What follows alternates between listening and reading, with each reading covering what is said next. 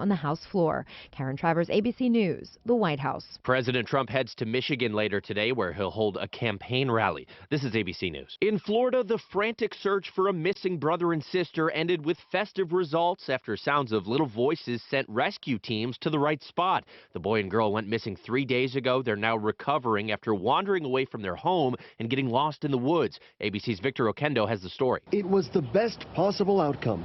6-year-old Braxton and his 5-year-old sister, Bria Williams, found alive nearly 3 days after vanishing from their yard. It's a miracle, Christmas miracle, and it's a blessing. A lot of hard work been done, and that's all I want to say. Just thank God for it. Braxton and Bria were last seen Sunday playing in their front yard. Rescue teams were out in full force, in the air and on the ground, canvassing more than 400 homes and 100 acres with help from the community. Grim news from the National Safety Council, estimating 278 people may be killed, nearly 32,000 others seriously injured in car crashes over the one-day Christmas and one-day New Year's holiday driving periods. The council urging everyone to buckle up. Trevor Ault, ABC News. If you're one of the millions of Americans who owes back taxes, if you get nervous when the mail comes because you might get a letter from the IRS, then you've heard. Their enforcement agents are cracking down this year and can garnish your paycheck, levy your bank accounts. Even your home or business could be at risk over unpaid taxes. It's all true, but it's also true there's a way out. It's called the Fresh Start Initiative, an important government program for tax debt assistance. The award-winning experts at Optima Tax Relief will fight to get you the best deal possible, protecting your paycheck and your assets from IRS collections. But don't delay, because the IRS is tacking on interest and hefty penalties every single day. So don't wait until it's too late. Call Optima now for a free consultation. Call 800-343-6460. 800-343-6460. 800-343-6460.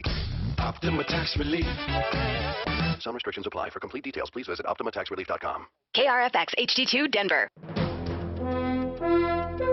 KHOW News Time, 10:03. Denver police are looking for a driver who hit and killed a woman on West Colfax last night. Investigators have located the pickup involved, but haven't been able to find the suspect. Speaking with Fox 31, this woman says she feels bad for the family. A grandmother, a person that's part of a beautiful family, right before Christmas, and drive off. I don't even know what to say about that. It's just absolutely unconscionable. He got banned from one of the dating sites. No, you did. I did. Why? Somebody spoofed me and used my... Someone spoofed him. No, then you didn't really. Let me tell you. But you didn't get banned. I would let there my was son... no dick shots involved? None. I would let my son or my mother read every comment I've ever made on a dating site. The worst I've ever said... I've never said anything. The worst I've ever said to somebody is, I'm sorry, I don't think this is a good match. I hope you find somebody. Yeah. That's the worst I've ever said.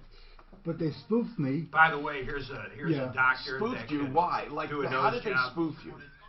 They wouldn't tell me. In other words, somebody got a hold of your account. Here's what you do. Someone you don't like. Did they hack go in and make an account all in their Match.com name? wouldn't tell me unless I got then you point out to everybody they got a strange Tinder account. That's what You know what? I'm going to do it. What, Mark? I'm going to take a picture of someone I don't like. Then I'm going to create an entire thing on Tinder you can do about them. I know. And everybody will think it's him. I don't know what I would have done. Honest to God, because I don't, first of all, I'm at a weird age, and I'm way younger in bio than I mean, I can't date. Okay. You know what? No, I know what you mean. 66-year-old women. No, but you're wrong. You put the parameters of people you want to meet. College educated, but no one wants to meet an old man. No, you're wrong. He's saying they won't even get by that initial part, or he's going to be teamed up with most people his age, look his age. He doesn't. That would be very hard to get through. Also, who I am, people assume who I am. They don't know me. Don't you think they out him just because of age to begin with? They might think I'm bombastic or loud or obnoxious. And here's the other thing. I just don't know. I don't even like getting to know. I mean, I don't like to get to know people. All that small talk shit. They could be. I don't know. But if you want to meet somebody, and you don't feel like being single, this is the best way to do it. Well, it's a very good way, I see. Because you can put parameters you can screen. I know. Exactly. No, I understand the benefits. I think it's way better than picking somebody up at a bar. Absolutely. And besides, who would want someone that would go with you a pickup? I mean, right. What kind of relationship could you build if they're willing to go home with somebody and fuck them. I mean, and then the other thing is, you see right away from their emails if they're intelligent, they have correct grammar. What's that? I thought we weren't going to use those words on No, I was saying it in the context of... We all decided not to cuss anymore, no, and Tom is the first to break it. But because I was so lucky that I had a friend that I knew for years and years and years. If I didn't, I think I'd be alone. Hell, you almost hooked up with her. Not hooked up, but got with her before Halloween. I think I'd be alone. What would you do? Think about it. Matt, what would you do? Oh, I'd be doomed. Because I'm the same way. I'm not good at the small talk thing. It wouldn't work well. But if you go on, I've been single since 2005. If you go online. Okay, I'm Tom Martino. Here I am sitting around chatting, not realizing I have to get ready for a show. But you know what? I love what I do. And really, it's not a show. We don't put on a show. We put on a meeting. It's a town meeting. It really is. My good friend, in fact, that's how I got my radio start in Denver. I was filling in for Alan Berg much, and then when he died, I took his show. Can you believe that? That was such an amazing man. But anyway. Hey, real he quick, said not that many people know what happened to him. Seriously. Well, yeah. Alan Berg was a bombastic person who basically it was mostly BS. He didn't really... He did it for entertainment. He didn't let his true beliefs out. He's a kind man. They made that movie Talk Radio wasn't very accurate. But anyway, so with Alan, I used to be one of his favorite guests, he said. And then he had a TV show, and I would be on his TV show. So I was at Channel 4. He was at KOA. And we're in the same building, owned by the same people. At that time, it was General Electric Broadcasting. And it's about, had to have been like almost 40 years ago, right? So anyway, when Alan died, I took his place. But what he told me, he said, Tom, radio is a town meeting. It's the last over the backyard fence. It's a place to talk. It'll never go away. It'll just get stronger. He even said, music, anyone can listen to whatever records they want. And we talked about it. He said, but no one can ever take the place of talking to your neighbor. And that's what we do. So here's what I want to tell you about me. We help. The show was truly the only show of its kind. Now, other people over the years have tried to do similar things. Advice shows and suggestions and all of that stuff. Years ago, Bruce Williams did a great job. I don't know if people remember him, but he was very laid back, but he gave great advice. And then we have, of course, Dave Ramsey, who's all about getting out of debt and that kind of thing. But no one has ever, and I was the first, to actually take a consumer advocacy stance in the media. In other words, have an opinion. I would go on the air and say, this is wrong. We shouldn't do this. I'm going to help this person. It was weird because we were supposed to be objective. Now, by the way, if anyone truly believes that there's an objective media, they're in a fairy tale land. I've been in it more than 40 years. And I'm not telling you they lie to you or cheat you, but how can anyone say they're objective? You can present objectively, but you're not objective. But even presenting objectively is not really objective because you have a point of view. More on that later. But if you're listening for the first time, tell people about it. The only place on radio to talk about problems of any kind. We do not put a limit on it. Any kind, from emotional to medical to transactional to economic, educational. You have a problem, you call us, we try to hook you up with a solution and get directly involved. I coined this phrase many years ago, media with a purpose. 303-713-TALK. Also, the very first referralist.com ever, anywhere. It's just a history. You just go back. No one had it.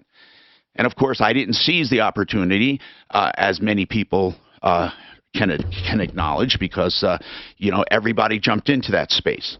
Now, our number, 24/7, 303-MARTINO, 303-627-8466. You can get right in. And you can leave a number, and we'll get back to you. So if you're listening to a podcast or streaming on YouTube, Facebook, or wherever else you find us, welcome to the show, okay? Now, let's talk about your problems. Jay has a problem. And then we're going to open it up to our most popular show, our insurance checkup show. We don't bombard our radio show with it, but we do have you call our help center. Jay, what's going on with you?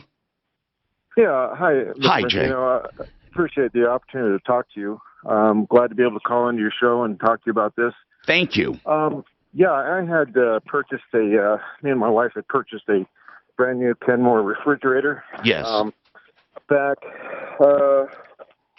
let's see here, 6/2 of 18, okay? Okay. And it took them about a month to get it to us. They didn't let us know that they didn't have it in stock until we got it and purchased it and gone through the process. Yeah, I hate that. I hate that. So I get the refrigerator finally about a month later. It's about 3 weeks, almost a month. And so, here it is, July. We're getting the refrigerator, and it's broke. Okay, the ice machine is broken inside of it. Tech comes out about a week later. Wait, hold on. Are you saying it was broken upon delivery? Right, but we didn't know that because it takes a while before the ice machine actually starts to work. Oh, God, that's a terrible way to start off a relationship. And, quite technically in purchases, out-of-the-box defective, you're supposed to, by the strictest sense of transactions, you're supposed to rely on warranty. And what I say is this. If I buy something and it's bad out of the box, forget your warranty. I want a new item, or I'm going to buy something else. But anyway, so your ice maker was broken. Let's get to the real problem because you're calling now a year later or a year and a half later. Yeah, well, it's been taking quite a while for the repairs now. Wait, you're telling me that this ice machine was not fixed until now? No, that's what I'm saying. It's just that what I'm trying to do is build up to the point where they had replaced the refrigerator. So it was sometime about the end of July when they finally replaced it. Okay, good. Good. So got that new refrigerator. Now, mind you, warranty for some reason with Sears goes from the date of purchase, not the date of delivery, but the date of purchase. So I tried to explain that to him. That's weird. That's weird. A date of purchase, and if you waited 3 months for delivery, you have 3 months of a warranty that didn't count. So what? How did that? But how did that affect you? Well, it affected me in this way. That here it is on looks like 9/2 of this year. The refrigerator completely failed, or that's when I actually called them. It actually failed 8/28. But there's a weekend involved, and I don't call them on the weekend because nobody's going to answer really. I want to get a service date. Somebody come out there. Well, they answered the phone on the 2nd. And Jay, I appreciate what I call the history of misery, and people feel no. Listen, I want to say this. The most common thing in the world is history of misery. People want to tell me a problem, but they want to know all of the frustrating crap they put up with beforehand, and I get it. But what I like to do is work backwards. In other words, the problem today, let me guess, because it was delayed, you're out of warranty. Right. Well, I'm out of warranty from the store, but the manufacturer, which is actually LG, which we didn't know, this is a Kenmore-based refrigerator, but it's actually built by LG. So anyway, the compressor was bad. Okay, it took them 3 weeks to get a new compressor put into it because that's how late their service dates are, 3 weeks out. So they put another compressor in, but they put that in with a dryer, and they put the dryer in backwards. The dryer is a little component that helps. Right. Again, history of misery. History of misery. Where are we today? Okay. Tell me where you are today, not what happened, but where are you today? So 2 compressors later, 3 dryers later. History of misery. Now they say the condenser has to be replaced. Now, mind you, are they covering all this under warranty? Yeah, they are. But the thing is that this refrigerator, they told me after the 3rd repair that the refrigerator be replaced. I'm on the 5th service call, the 5th repair. Now they're going to replace the condenser unit in the refrigerator, still covering under warranty. What do you want? I mean, you are getting warranty repair, but what do you want? Well, the refrigerator, I haven't had a working refrigerator since 9 of 19. Here it is December. It's 3 months. Yeah. What do you want? People? What do you want? I've asked them to replace the refrigerator because they told me originally it would be replaced out of the 3rd service call. That was a lie. They said, no, we're not going to do that. You're out of warranty. What do you want a replacement? When did your warranty expire? Well, if I go by the date of manufacture, it would have been... I'm not asking that. I'm asking, in actuality, in the legal sense, when did it expire? Not what you think it should do, not when you think it should expire. When does it expire? Well, according to Sears, it was 6 of 2019. Okay. Was the store's warranty, not the manufacturer's warranty. Okay. So Sears now, says, what about the manufacturer? Manufacturer, the compressor components are 7 years.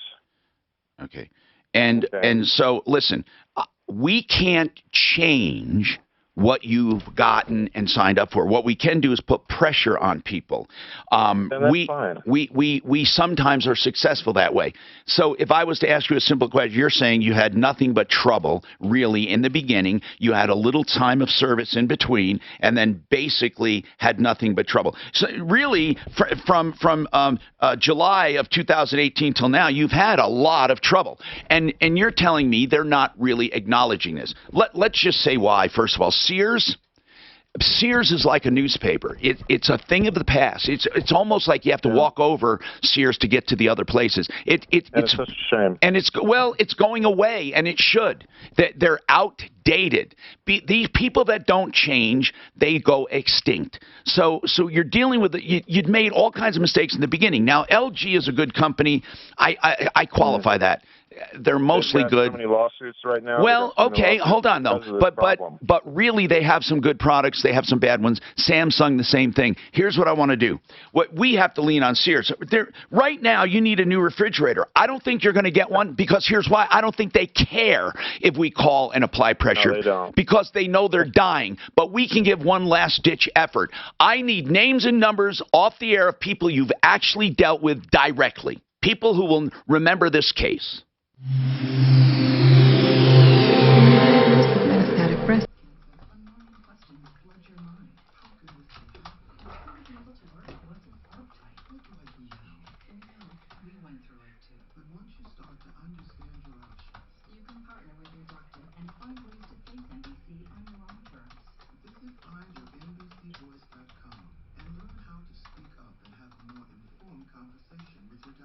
Hey Dan, did you beat his butt at racquetball yesterday? I won the first game, which was the only game that matters, because we're both fresh, ready Rocky to go. Mountain Retro Foam is the best retro insulation you're going to find. It's retro because it is designed to go into homes after they've been built. You know, so many homes, older homes, even homes of the 90s and 2000s don't have the right insulation. They have expensive bills. They feel drafty. You put in this injection foam and it fills every nook and cranny. But here's why I say it's the best retro insulation. Because it goes in from outside the house without disturbing your living space, fills all the wall cavities, makes it more soundproof, up to 80% quieter, and more energy efficient. People are reporting up to 50% savings on energy bills. Rocky Mountain Retro Foam. Oh no, it's not a spray. It's not an epoxy. It doesn't get hard. It is environmentally friendly and goes and fills all the nooks and crannies. You will love this insulation, and when you see this movie, you will be sold on it. Look at this video. FoamYourWalls.com. FoamYourWalls.com. How much coffee did you have this morning? Mark, do you have your phone? Yeah, baby. Okay, don't shoot No, the not messenger, much. but check your text. Not much. Oh, man. Accident? What happened, Mark? Your son? It better not be him.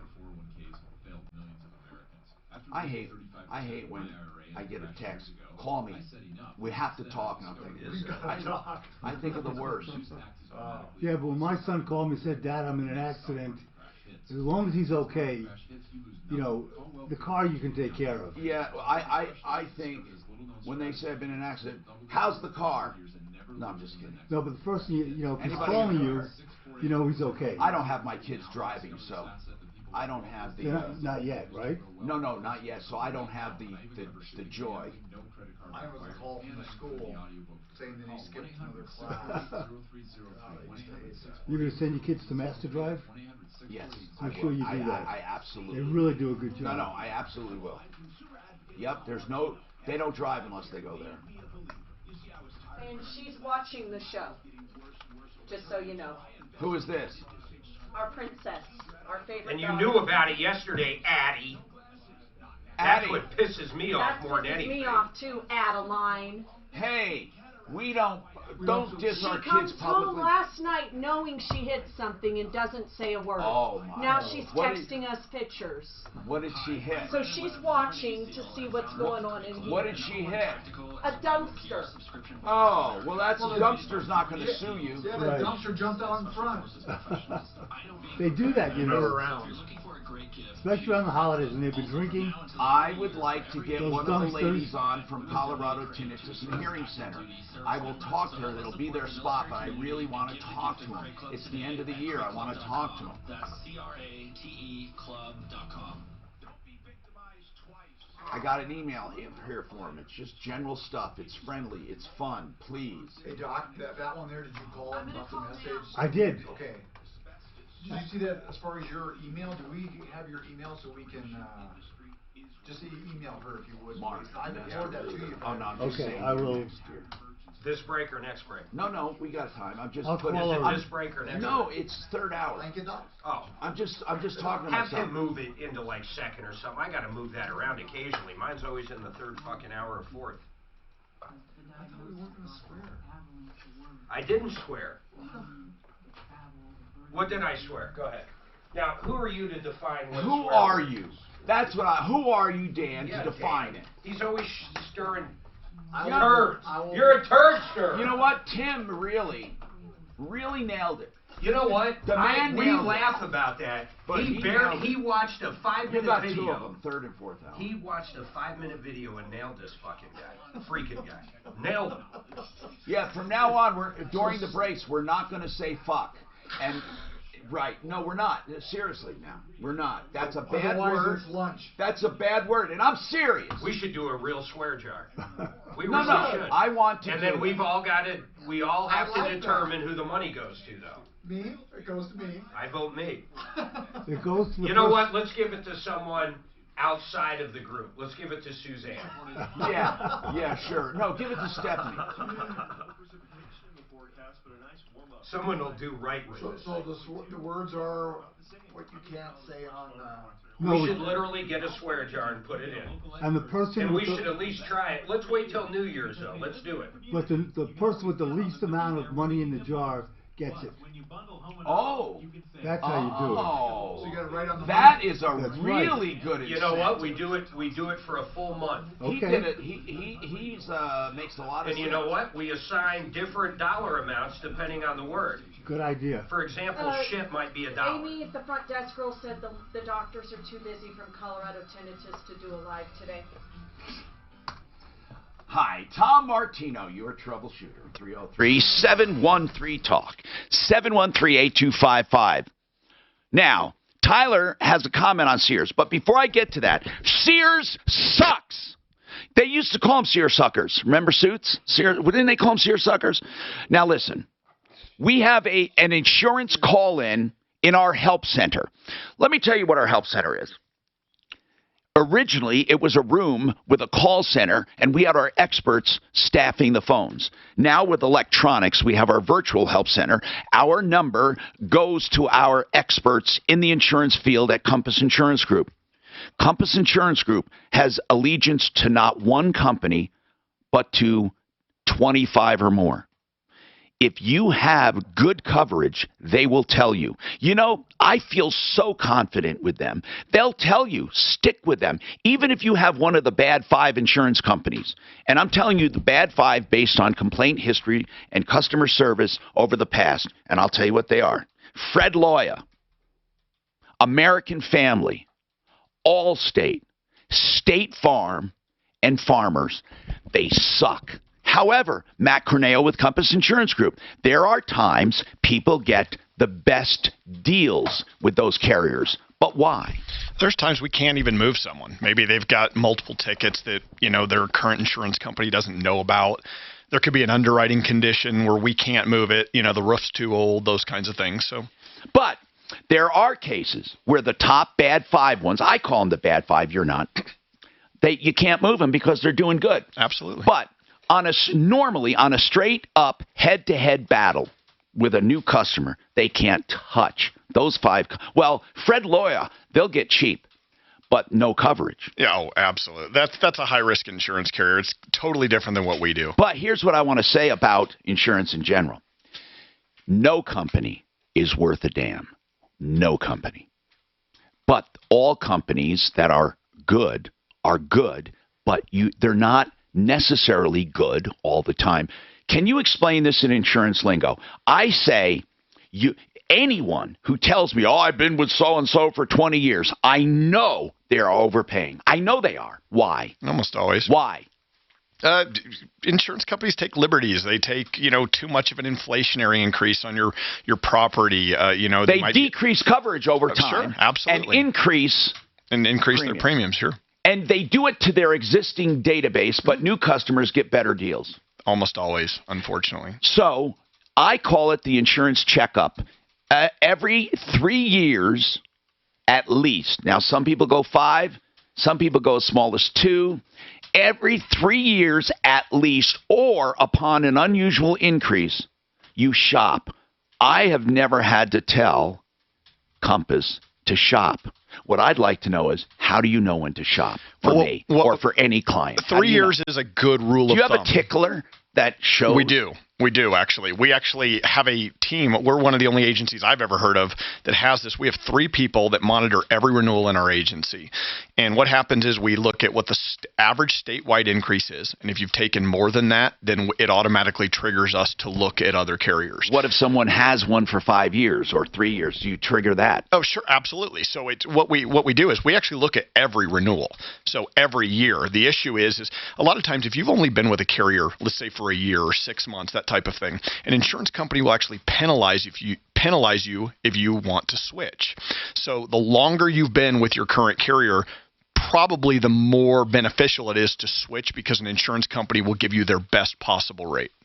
303-713-TALK. So here's what I'm going to do. I'm going to give out our help center number, and all day today until 4 o'clock, they will do an insurance checkup. You tell them what you have, and they'll tell you if you have a good deal or not. It is a public service. You're going to say, well, I want my business. Well, of course they do, but they will not take your business unless they can beat your deal. You cannot do better than this insurance checkup. It's free. Here's the number, 303-771-HELP. Call through the show. Call anytime. Call us. Let us know what results you've had. We'll give some examples as well. Now, if you have questions about insurance coverage, call us directly.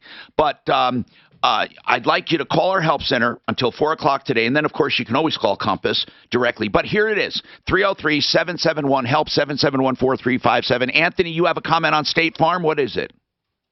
Yes, actually, my wife and I have had State Farm for quite a while. How long? I know you think we probably could save probably about 7 years. Okay, I think 7 years, most likely, unless you've had some bad claims and you can't get rated, most likely you will save money, yes.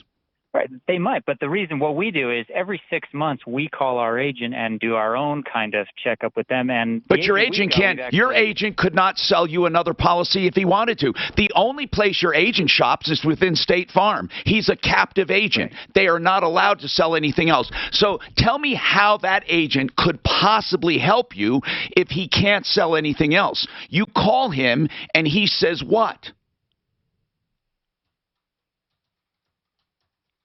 Did you hang up?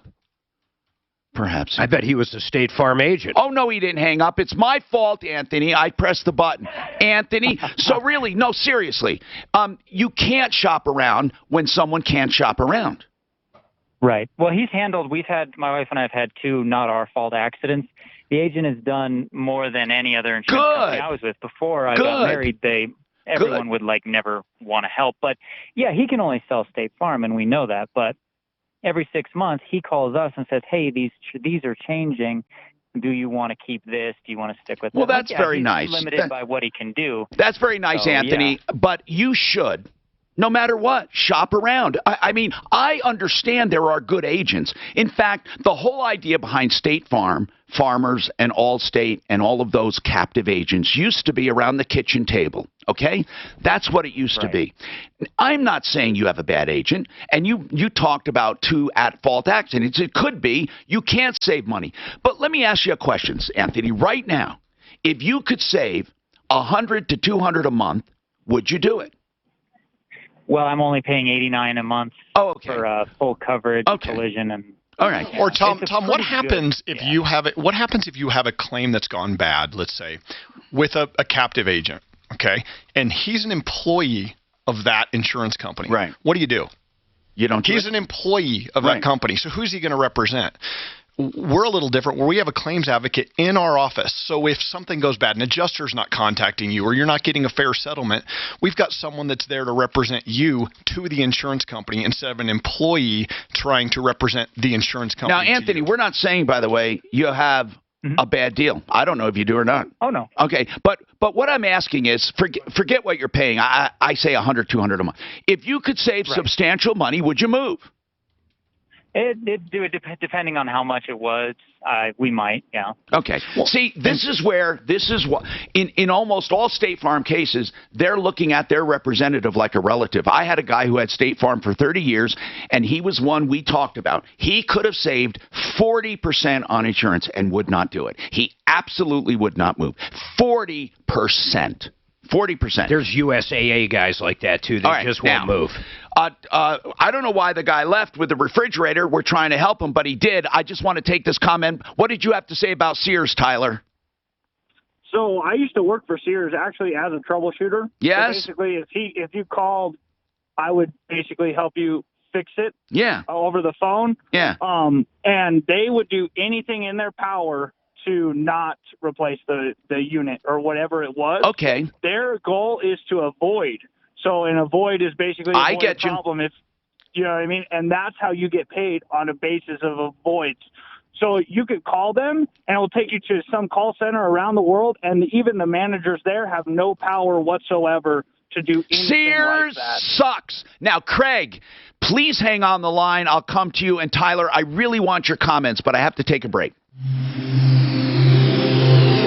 This is Denver's talk station with Tom Martino. Now, Michael Brown at 2. Limited on what he can do as far Well, as. no, but he can deal with State Farm. I know.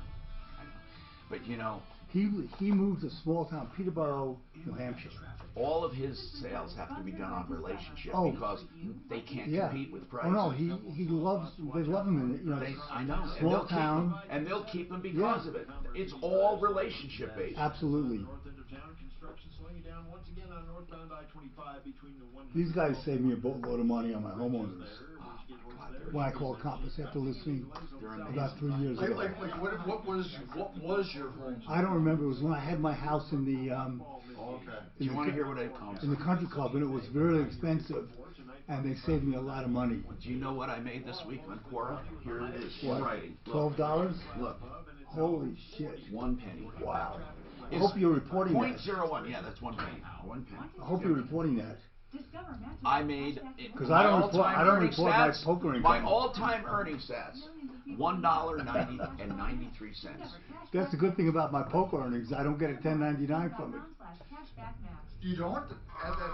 Fix it. No. Fix it 24/7. Remember the name. Better yet, remember the website. FixMyHome.com. Why? Because you will never get a company that truly cleans your furnace and checks it and really makes the adjustments you need for this price. $39 if you haven't had it done before, because they want to show new customers what they're all about. Now, if you're a customer of Fix It but hadn't had this done, $39. But guess what? I'm going to change that price for today only. I'm going to extend yesterday's special. $19. You absolutely, positively can never do better. Now, if they find something wrong, they'll let you know. But you know, they're not there to find things wrong. They're there to make that furnace last. That is their goal, to create value. And I'm telling you, you will never find a better deal. FixMyHome.com. Look them up. Read about them. 720-526-3939. They're coming to my house next Tuesday. I'll let you know how they do. Oh man, that is good. That you will love. Because my furnace, I think, is 20 years old, so I made an appointment. I'll let you know how it works out. A woman? No, the woman's not 20 years old. The house is. I wish I had a 20-year-old. Oh God, I don't. I couldn't handle it. Oh my God, you know, when I see some of these older guys with such young girls, I mean, that's just stupid. I mean, sure, we all say, oh, wow, you know, a young woman. Yeah. But when it gets right down to it, you have to talk to her, and you have to have a relationship, and you have to have, and, well, not just that. I mean, a lot of men can't keep up with it. I don't date anybody under 60, and I'm 75. I don't want a 30, 40-year-old. I mean, I'm not as virile as Mark is. You know, I couldn't handle someone as young as you are.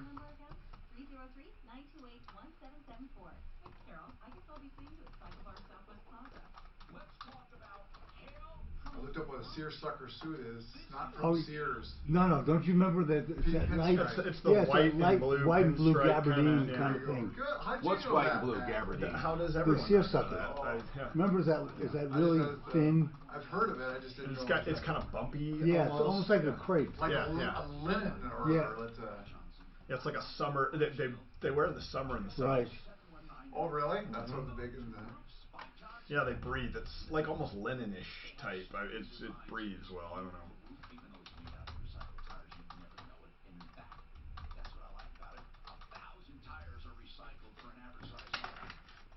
Yeah, we really got Mark this morning. You tried to okey-doke us, and we had to go on. There was no okey-doke. That is not true. Tom, was that an okey-doke? No, it was not. On the black sheep?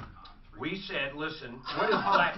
What is black sheep mean? Forget you, Mark. Forget you. What is black sheep? Forget you. You know, I'm not. Like, what is a black sheep? Yeah, in other words, my New Year's resolution. Here's where it was. Frank I'm Duran. not put up with that shit. Frank Duran is the best guy in the Where's world. the tip jar? He's got some family members that have just had other issues. I don't even want to get into issues. I made the comment he was the black sheep because he is different than the other people in his family. Would you agree with so far what I'm saying? No. Not necessarily with Frank Duran. Kind of. Isn't black sheep usually negative? Yes, it is. No. Yes, it is. Yes. Let me read the definition. No, he didn't say that. Is it usually negative? Here's what it Mark, really means. I'm asking, negative. is it usually negative, or do they usually use it for positive? What's usually? Slower people use it in general. So are you slow? Yes, is that that's what true. you're saying? Fuck. Are you slow? Oh, there's another one.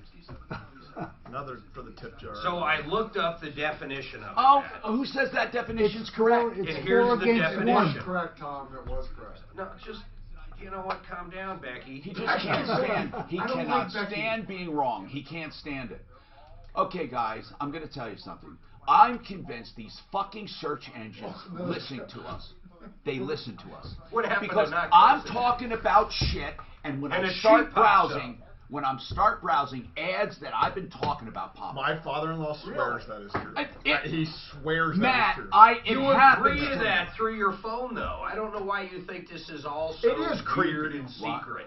You agree? Your phone, Alexa at home, whoever the fuck I don't have use, one of those because that makes me. is always listening. I don't like your Google account on your phone and your laptop and anywhere you log in is all the same. So when it does your keywords, it will show you what the fuck you're talking about. But you agree to that when you do the terms and conditions. Your phone doesn't listen. Okay. Did you ever try to Sure read it doesn't. Hold on, baby. Either does Alexa. Then how does it know? Watch. If it's not listening, how does it know this? Hey, Siri. Well, you got Siri going on. Yeah, I agree with you, Tom. Hi, Tom Martino. This show brought to you by what? Panacea Life Sciences, the locally owned, operated, but nationally distributed, respected, and the best, the only, we have tested so far that works, realcbdthatworks.com, and now 30% off. Realcbdthatworks.com, 30% off. You got to put in this promo code, XMAS30. XMAS30. The XMAS30. Now, for those of you, the purist among us, there, it's Christmas, not Xmas. They're doing that because it's short and they can fit it in the code, okay? So it's XMAS30. Yeah, welcome. But what about you? Do you need CBD? Sleep, anxiety, pain? I love it. Okay, let's talk. Let's get right to the phones very quickly. Tyler, you have a comment on Sears. Go ahead. Oh, no, we already took you. You used to work for Sears. We got you. Okay, Craig, you got a comment on car insurance. I want to remind people you can call and get free insurance checkups on any coverage you have with a true unbiased report, and that's at 303-771-HELP. What's going on, Craig? Hi, Tom. Hey.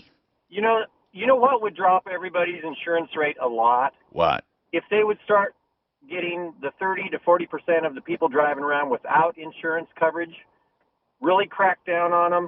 If they get involved in an accident or they're pulled over for a traffic violation and they cannot provide proof of insurance, hit them hard, impound their vehicle. This crap of people buying 1 month of insurance just to be able to go into the motor vehicle and provide proof of insurance, and then driving around the other 11 months of the year without insurance is a bunch of crap. Craig, here's what I think, and again, I'm going to throw it out there.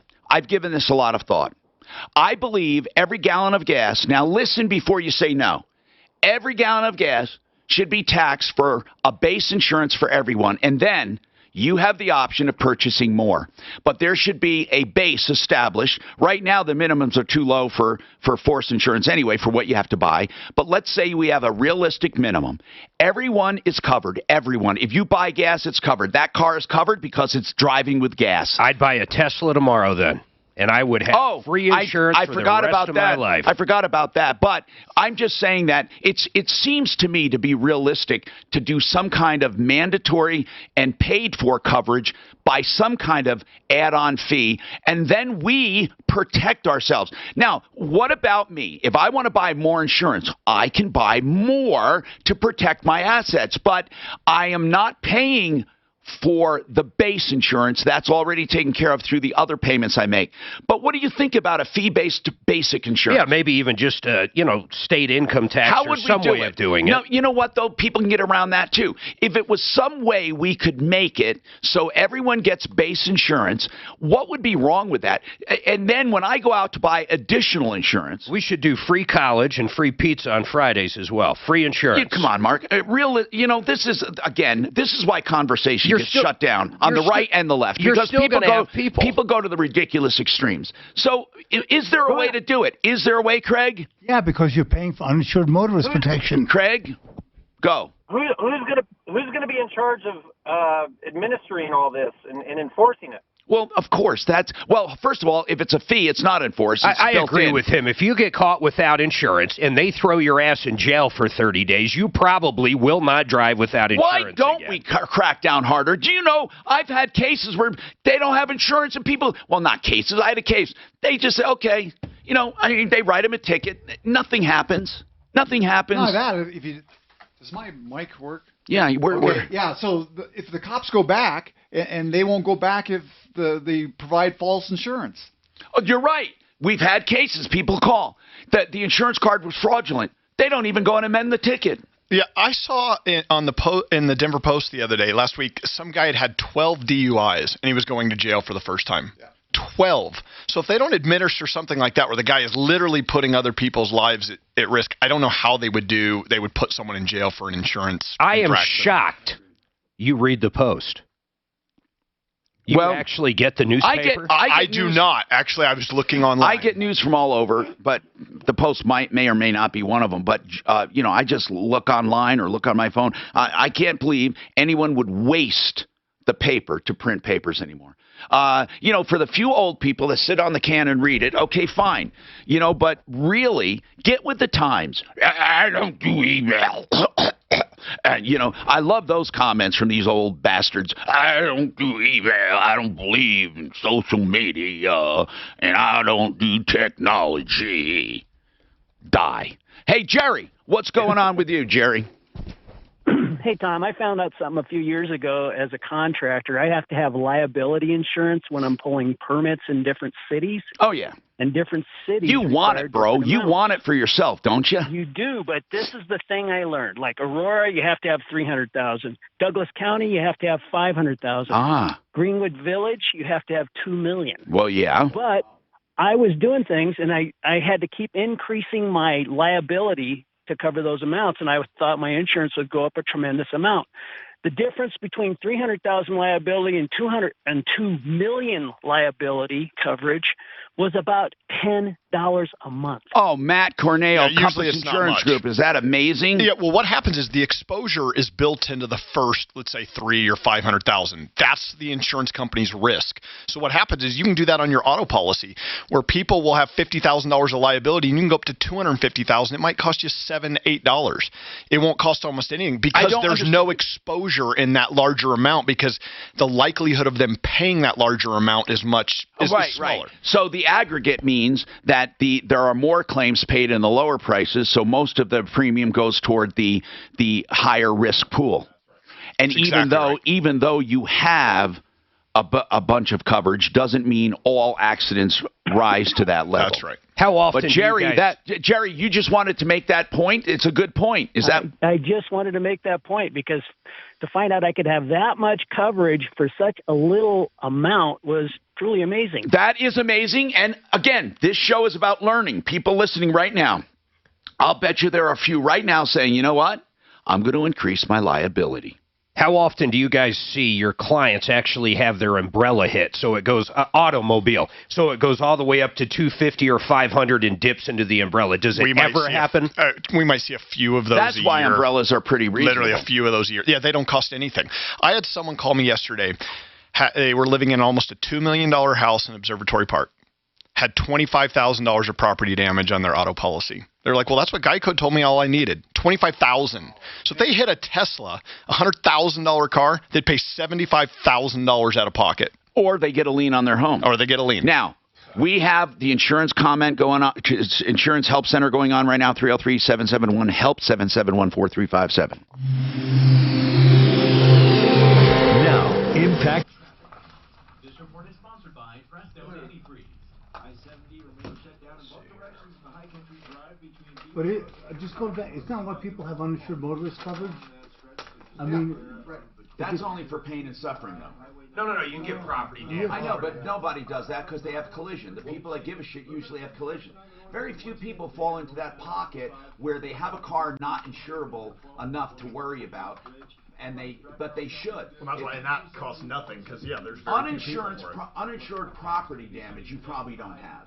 You probably never have. It's included in the collision. It's included with collision. So basically, isn't that taking care of the uninsured in a way that instead of having them have insurance, you're protecting yourself against the people who don't. The collision. But remember this, uninsured motorist coverage doesn't really cover a lot of shit. People think it does. It doesn't cover your car. It doesn't cover your medical. It doesn't cover your medical bills. No, but the collision does. Yes. Yeah, so what about the medical? Hold on. Joseph Lazara. This is a name of a criminal defense attorney that many, many, many people will need over this next few weeks. I'm not saying that's a good thing, and Joe's not saying it's a good thing. In fact, he highly recommends that you use Uber or Lyft, or that you do something like a designated driver, or just don't drink at that office party at the end of the day. But you will. Many of you will. Not everyone is a hardened criminal or drunk, and some people are falsely accused. Look, no matter what pool you fall into, Joe's not going to preach to you like I just did. He is going to represent you to the best of his ability. And he is reasonable with flat rate pricing. Now, not just DUI, but what about shoplifting? You know, there are people accused of shoplifting that just didn't do it. There are others that get into a scuffle with a neighbor. Look, when life is not perfect, Joseph Lazara. Find him on the referral list at referrallist.com, 303-429-6200.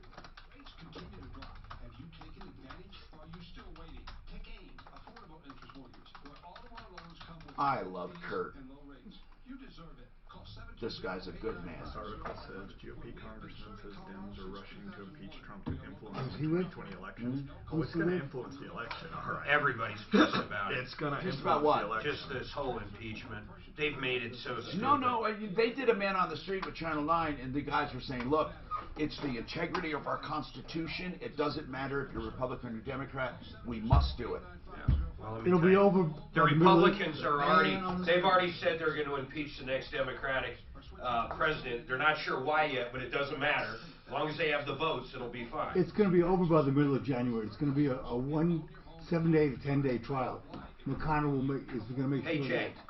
The precedent's been set. If you control how much, so that F-wave for the barn, I'm just looking at this contract is $41.40. How much difference do you think if I just went with the Class 4 asphalt on the barn only? Hey Dan, this pen is out of ink. You have a... Thank you.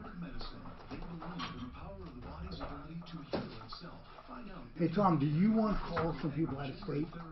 I get calls from all over the country. Because I had some lady last week who... No, I mean, you've heard yourself all the calls we get, right? All right, because, you have heard them, right? Yeah. Okay. Because people have problems with contractors in Illinois. Okay. We call all over. All right. The call center you're in is for Art? Yeah.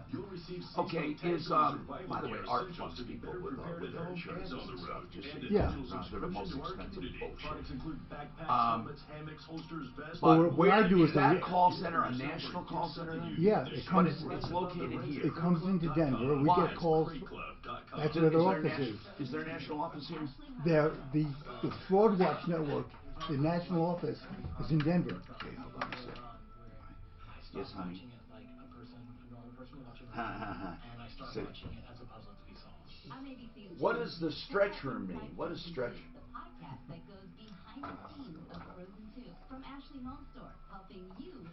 Are you happy? He just read the first part of it.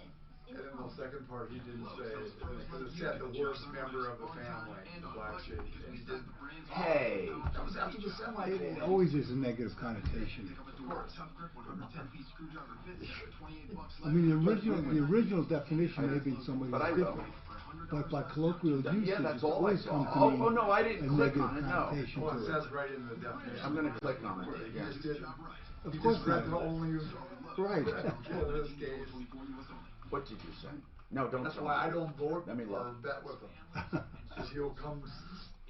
If there's one little comma out. Well, who did it? A versus. Wait a minute. Without me? Oh, okay. Okay, cool. Yeah, your dad likes all this consolidation of what you call self-accolades. Yes. I'm going to call you guys and have you, because you saved me a bunch of money on my homeowners. Oh, okay. Last time when I was in an expensive house. Not you necessarily. And then to sum up what they've done. You know who did it? One of you guys. I forget who it was. Okay. Isn't that wonderful? But now that I've moved, I think my insurance, time to check my car insurance. Yeah. So I'll give you guys a call. Thanks. But you did save me a lot of money when I was in an expensive house. Oh, so what were we saying? Yeah, the call center is national. Yeah, but it's here in Denver. Where's their national office? In Washington. But as far as the Fraud Watch Network, that national office is in 17th and Grant. So yeah, so we get calls from all over the country. Hi, I'm Tom Martino, 303-713-TALK. Our insurance help center is at 303-771-HELP, 771-4357. Okay, so Pat, what do you have to say about Sears? My dad used to work for Sears. And, you know, they were good to us. And well, of course, back in the day, Sears was a wonderful place. There you go. And you know, things change. And I know. You can sum it up by this. People who are not keeping up with the times. It's that easy. Pretty much. Whether it be a car dealership or whether it be a home services company or whether it be a department store. And by the way, I was walking through Target looking for something. I couldn't find it. And I said, screw this store. They have nothing. Meanwhile, I'm in the middle of hundreds of thousands of products. And because they didn't have the one thing I'm looking for, I say, screw them. And I get mad. Yet I looked around and said, look how spoiled we are as a country. These department stores, do you realize the expense of inventorying everything they have? This will never go on. This will never go on. Retail like that is going to be a thing of the past. You know, Amazon, how do you compete? When I go on my computer today and I can pick anything and no one's stocking anything, it's just, does it exist? And then I order it and it's here tomorrow. How can anyone compete? And now they're doing their own deliveries. It's just impossible. John, what's happening with you? Hello, Tom. How are you? I'm doing well. Do I read Good. here that your daughter might be getting scammed? Well, she's single. She hasn't given us a lot of information. So it just happened to come up, and we started asking questions, and then she got fairly defensive. What's the situation? Well, she claims she's trying to help this guy that she has met before, and he is telling her that he is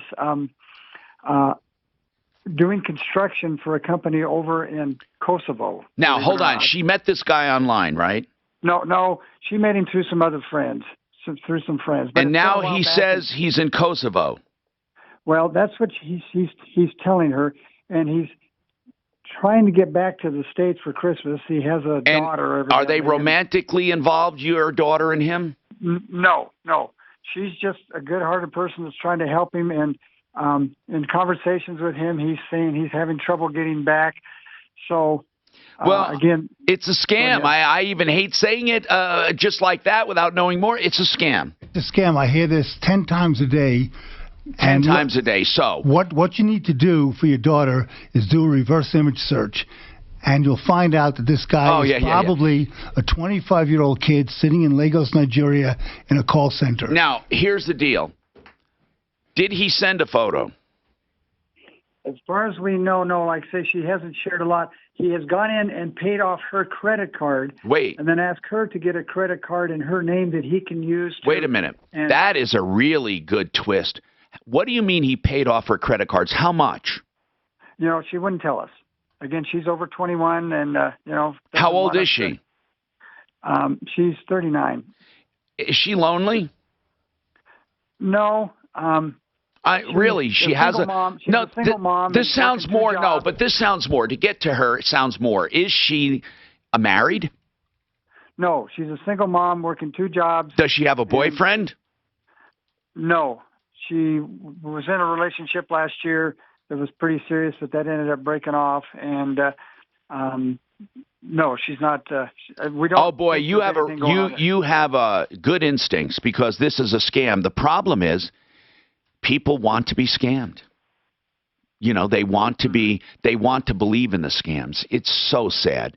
One of the most common is you get a woman over 50, and she finds a guy who's either a soccer player or he plays polo, or he's an airline pilot, and he's trying to get to the States to marry her.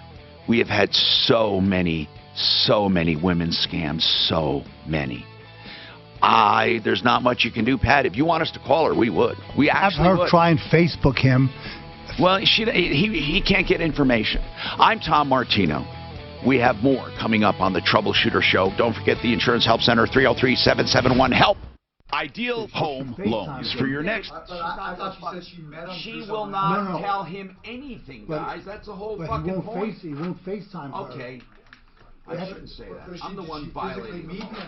No, but saying if you won't FaceTime, you know then what you know it's amazes a me, scam. though? The victim mentality. Oh, it doesn't. it's incredible. They go buy a used car from a piece of shit guy.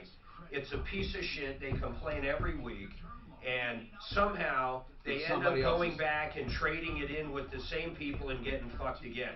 Then that new car, they get fucked over. They get fucked, and they continue to come back and bend over. The Stockholm syndrome. Yeah. Right. Almost.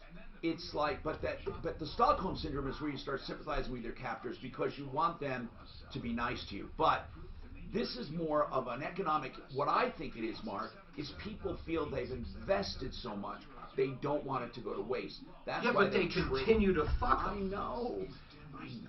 My wife's aunt got $250,000 scammed from her from a man. $250,000. I hear that all the time. Where? From a guy overseas. She thought he was in love with her, right? And and did she admit it, or did there are some that won't even? She still can't. Still cannot. She hasn't heard from him in 9 months, and she thinks, something's he'll be around. happened to him, or he was a gold miner, and trying to get money out of like South Africa or something like that. It was bad. They're always overseas. Had nothing. Her husband died, and it was horrible. And I tell them, try and she's FaceTime. naive and stupid. Yeah. try and FaceTime, because if they won't FaceTime, you know that it's a scam right away. Yeah. Because it's always a 20-year-old black kid in Nigeria in a call center who's using somebody else's picture, and they do it on the computer, so you I don't love the show talk to them. Catfish. Speaking of lovers, Catfish. Oh yeah. What's Catfish? It's an MTV series. Have you seen Is it still? I know what it is. Yeah, the guy invented it, and he's making millions on this show. It's unbelievable. Cool. What he does, people call him to investigate someone they met online. Fake dating site. But there's a movie on it too. But sometimes they're genuine. But sometimes they find genuine. It's genuine. They find that the person really is that person. But so many times, oh my God, the stuff going on is. How do they prove it? They go over and see the guy. They set up a sting. They do all kinds of searches or set up like where they go find them. I don't know. In some cases they're hard to find, but they do some hardcore investigating and they show up. Or they have this person arrange a meet. Now, if they're really scamming, they won't arrange a meet. They'll keep putting it off. But they find him somehow, and they confront him, and it's good. You know what I'm getting into is, I think it's called The Fabulous Miss Something. Maisel. I've heard it. The Marvelous Miss Maisel. Love it. You know what? I started watching. I've heard it's awesome. I'm on 5. It's marvelous. You know, this woman. Marvelous I'm Miss glad Maisel. she dumped that piece of shit Her that husband cheated on her. Doesn't her husband, who wanted to be a comedian. He dumped her in the first few seasons. Yeah, and then, I'm only on episode 5. Of scene 1? Yeah. They just started season 3. Does he remind you of Jay Muheisen? Think about it. Yes, he does. The guy was in you. Oh yeah, the looks. Yes. Yeah, you're right. I love the fact though. Remember where I'm at? Number 5. I love the fact. I thought you meant season. So it's been how many seasons now? They just started the 3rd. I love the fact that actress that he wanted to be a comedian, and it looks like she's going to end up killing it. Now that woman was in House of Cards. Yeah, she was. And man, did she play a good part. She's been in a lot of stuff. She was a junkie, no good for nothing, and who thought she had that stardom in her? Mark, she is fabulous, and that's the name. You know, she's won all kinds of awards. It's a runaway hit. She's you know been what else in is a runaway? Goliath was a runaway hit, but here's what happened. Fucking Billy Bob is crazy. And he's starts good making, though, man. He's fucking crazy. He's a great actor. He's the funniest. He's insanely good. He's but because very good. Goliath, Mark, if you don't watch Goliath, it's Never fucking. seen it. What's it on? Amazon. He's fucking incredible, but he started making, they said, some unusual demands, so they ended the series. And I tell you, anything David E. Kelly touches is a fucking genius.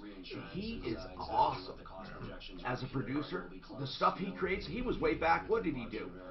L.A. Law, didn't he do? Did he do Hill Street Blues or whatever? David E. Kelly did Big Little Lies. Oh, that was a great show, wasn't it? Big Little Lies? I love Big Little Lies. Yeah, that was David E. Our Kelly. new season soon. Really good. Oh my God, it's How did great. their Really season good. end? And where they left it was great. Where did they leave it? Were they all walking into the police department? Yep. Yeah. Is that how they ended it? Did they really? Oh my God.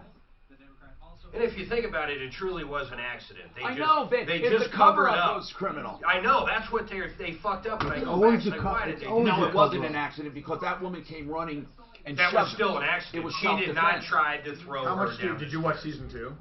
Yeah. How much do you hate Meryl Streep in that Oh, season? I love her. Oh my God. That's why she is one of the best actresses. She's fantastic. But she's not crazy good. She's full not on. insane. No, she's really good in but that. But as a person, she's no, really Billy good. Bob. You just want to strangle her. Billy Bob. Oh my God, she does it.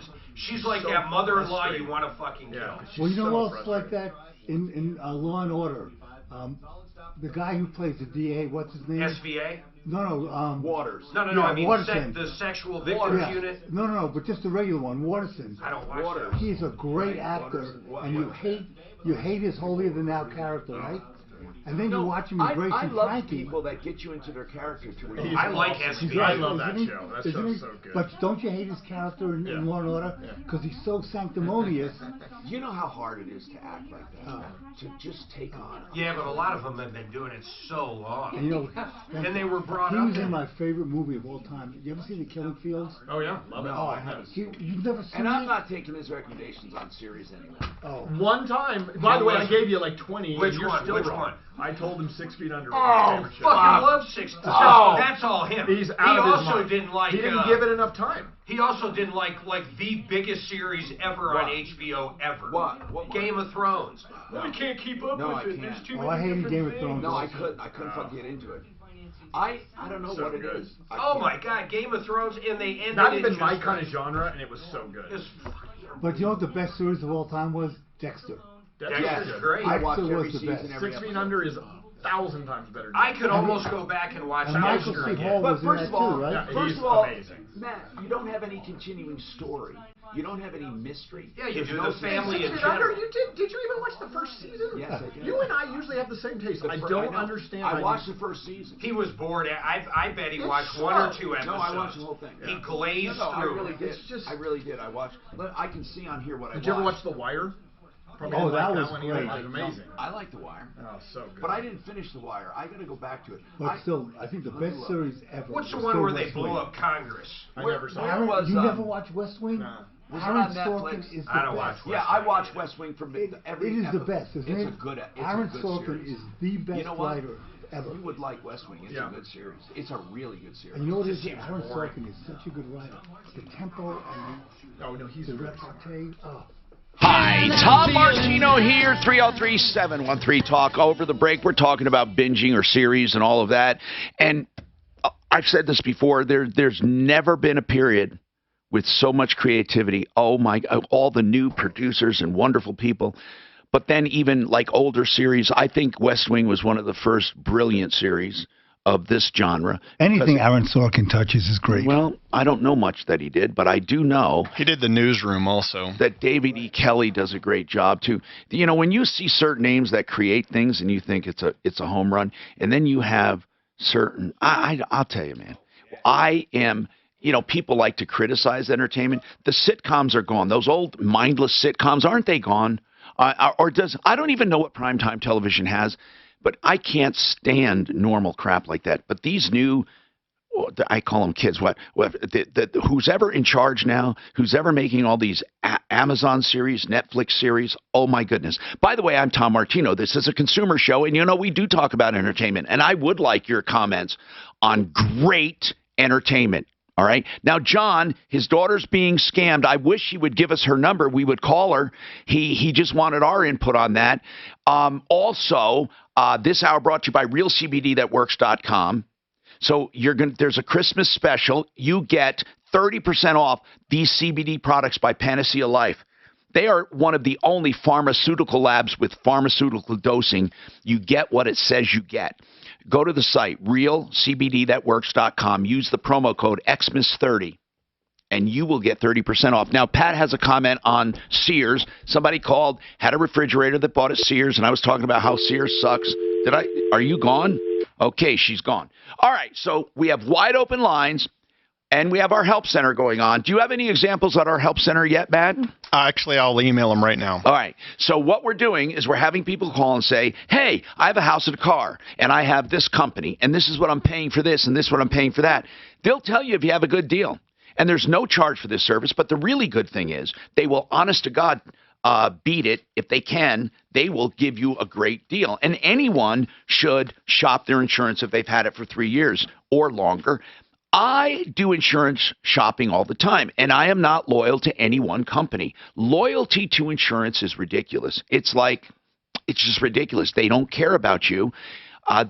You're a number to them. They don't care that you've been with them a long time. When in the last time anybody in this room, no lying whatsoever, has walked into a Sears of any sorts? I mean, anything, even their appliance outlet, any of them. I think I walked through a Sears at a mall one time to get I parked and walked through one, maybe.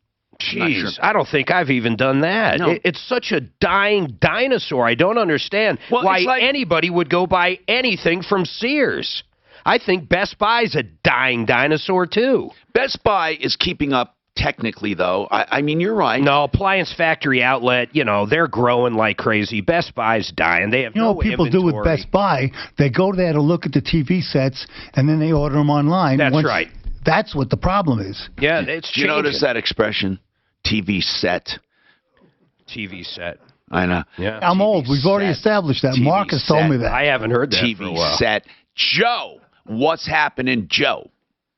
Tom, you wanted some entertainment suggestions. Yeah. Both the History Channel and Discovery Channel.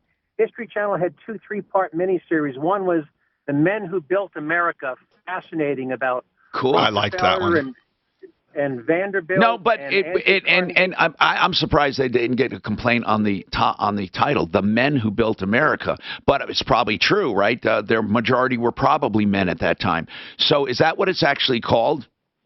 The Men Who Built America, cool. 3-part miniseries, and again, it was about Andrew Carnegie and Rockefeller and Vanderbilt and and Edison. Henry Ford. I think I'd like that. There's a second part too. Now, what else? And then it was the follow-on was the cars that made America. Starts off with Henry Ford, takes you all the way up through Lee Iacocca, and who was the guy that the DeLorean and the Pontiac GTO. It was same producers, same directors. It fascinating, the cars that made America. That's cool. And was John DeLorean. Do you tend to love documentaries, sir? Yeah, Tom, I'm an engineer. I've been on your show. I'm the guy with the Meridian. I tend to love facts. Oh, Joe. Hey, yeah, I remember you. Did you sell your thing? Did you sell it? Yeah, I did. Yeah, sold my Meridian. So okay. I'm plain to say. And by the way, the other one I love is on the Discovery Channel, How the Universe Works. If you're into black holes and supernovas and all that other stuff. Wow, I love that. Carl Sagan. I used to love Carl Sagan. Or I still do, but wherever he is. And he's out there in the vast billions of stars. Okay, so listen, I appreciate that. I'm going to look at those that you told me about, and I have so many I can't even begin to talk about them. I mean, some that I'll confess and others that you'll never get out of me. You know, one of the worst, Matt, I mean, if you've watched this, I'd be shocked. Really. What? Downton Abbey. Oh, I loved it. I've never seen that one. Oh, my God. Matt, I'm surprised. I loved it. Ooh, Mark, spoon's on the wrong side of the table. Mark, it's so fascinating and such that I would, it's depth, it has depth and it's fascination, and it examines all socioeconomic classes, and it talks about the monarchy and really what that's all about, like The Crown does. But because of that depth and complication. Here we go. I wouldn't expect Mark to be. It's beyond his ken. I would say. I think it's beyond almost everybody in the U.S. Well, I thought it was going to be boring. How much money that movie made when they came out with it? But I'm talking about the series. Oh, my God. Are you kidding? Compared to Joker or anybody else, that movie made like 12 cents. But look, I'm not judging by what makes money. But if you look at the series and give it a chance. I like it. I'm not judging by sales. It grew on me. It grew on me. No, I'm saying that you can't always go by sales to judge greatness. I mean, you can't. Well, just think of the Monkees. Yeah. They outsold the Beatles. 303. He's such a moron when it comes to music. It's like the only thing he got right was Metallica. You didn't even know who Josh Groban was. No, that's amazing. Have you ever heard of him? Yes, of course. Matt, have you? Unfortunately, I have heard of him. Thank you. He's all right. He's not my cup of tea, but come on, you can't. The guy's selling like crazy. People, entertainment, really. What do? I love people tell me I read books. Okay, fine. I love that too. But I read my books on my iPad. I will never pick up a book, and the flipping of pages and the crack in the binder to keep it open while you're working out. Who the hell wants to do that? I'd rather read a book on tape. I love the feeling of when you're done with a book and you close it. I love it. I like the electronic version of books. I mean, technology really, it's like I was made, I don't know, it just fit me because everything's laid out perfectly and organized. I don't like paper and books. That's all messy to me. It's a waste of trees. And I think for anyone who's kind of a little compulsive and very organized, they love digital stuff but although there are digital hoarders and if they're a hoarder in life, they're a digital hoarder. Their desktops are messy. They have download files that they've had for 6 years that they've already downloaded and used and it's outdated, but they still have the original installation files. And you have people who don't make folders and group things together, and I call them digital hoarders. But then again, what's wrong with that though? Nothing. I mean, it's unlimited space these days. Nothing wrong. I just hate it. I don't know. I hate it. Listen, I get depressed when I walk in a store and see it's disorganized. I'm crazy. I'm the first one to admit it. Bill, what's going on? Bill. Yeah, Tom. What's happening? Oh, not much. How are you? I'm doing good. I just wondered this stucco referral. Is it a repair or is it for installation? No, I need my house and my detached garage done. Rhino Stucco does a great job. Oh yeah, Rhino. Does he call himself Stucco or Rhino Systems? Yeah, Genesis. Shemansky does it. Mark Shemansky does it at Genesis Total Exteriors. He's a good guy.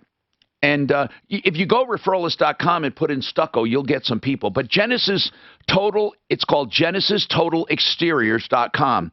They do a lot of stucco. They do, of course, basements and baths too. It's called GenesisTotalExteriors.com, but they do both. And then Rhino Systems, Bill, I've known him for years. And they do a great job. He's a very good guy, man. I mean, he knows his stuff. That's all he does.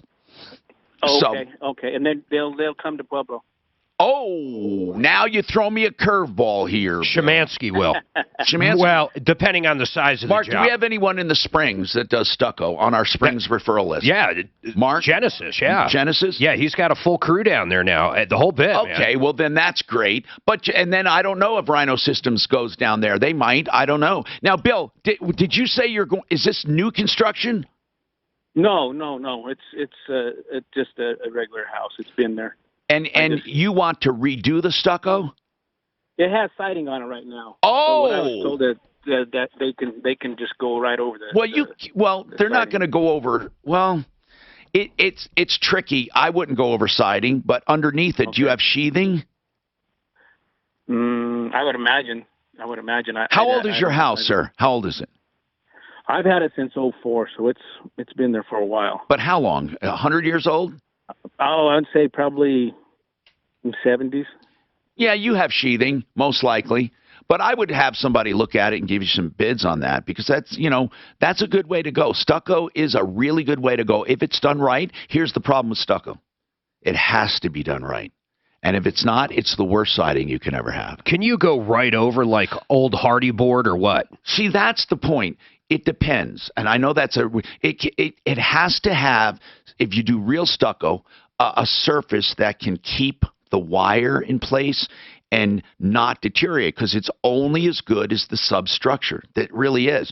So you want a really good substructure because you have to secure the wire and then do the mud or the stucco and then the finish coat, the top coat. So you want something, you don't want to go through all that work and not have a really good base. You like Newsroom? Boy, if it was the 70s, he's going to do stucco. It'd be a good time. What's Newsroom about? It's the same kind of. What's Newsroom about? Newsroom is about a newsroom. How many seasons? 2 seasons. It's incredible. I'm going to write this down. If you watch the first episode, I guarantee you'll binge. But it's the same kind of cadence and play on words and interaction. Except it's 7 in a little while. Yeah. But you will love Westwood because it's written. All right, let's talk about Mile High Estate Planning. Mile High Estate Planning. What do? Duh. Estate planning. Estate planning takes in a whole bunch of stuff. It can be complicated with trusts, but really it becomes uncomplicated with the right guy. Blake Harris, Mile High Estate Planning. What he does is he will take a look at your life and say, here's what I recommend. Or he can do simple things like powers of attorney. If someone just died, you don't know what to do, you call him. And he can help you administer the probate or keep you out of probate. He can help you protect your assets and do succession plans. Whatever you need, he can do. And he makes it and spells out black and white. You will understand it. He does flat rate pricing, Mile High Estate Planning.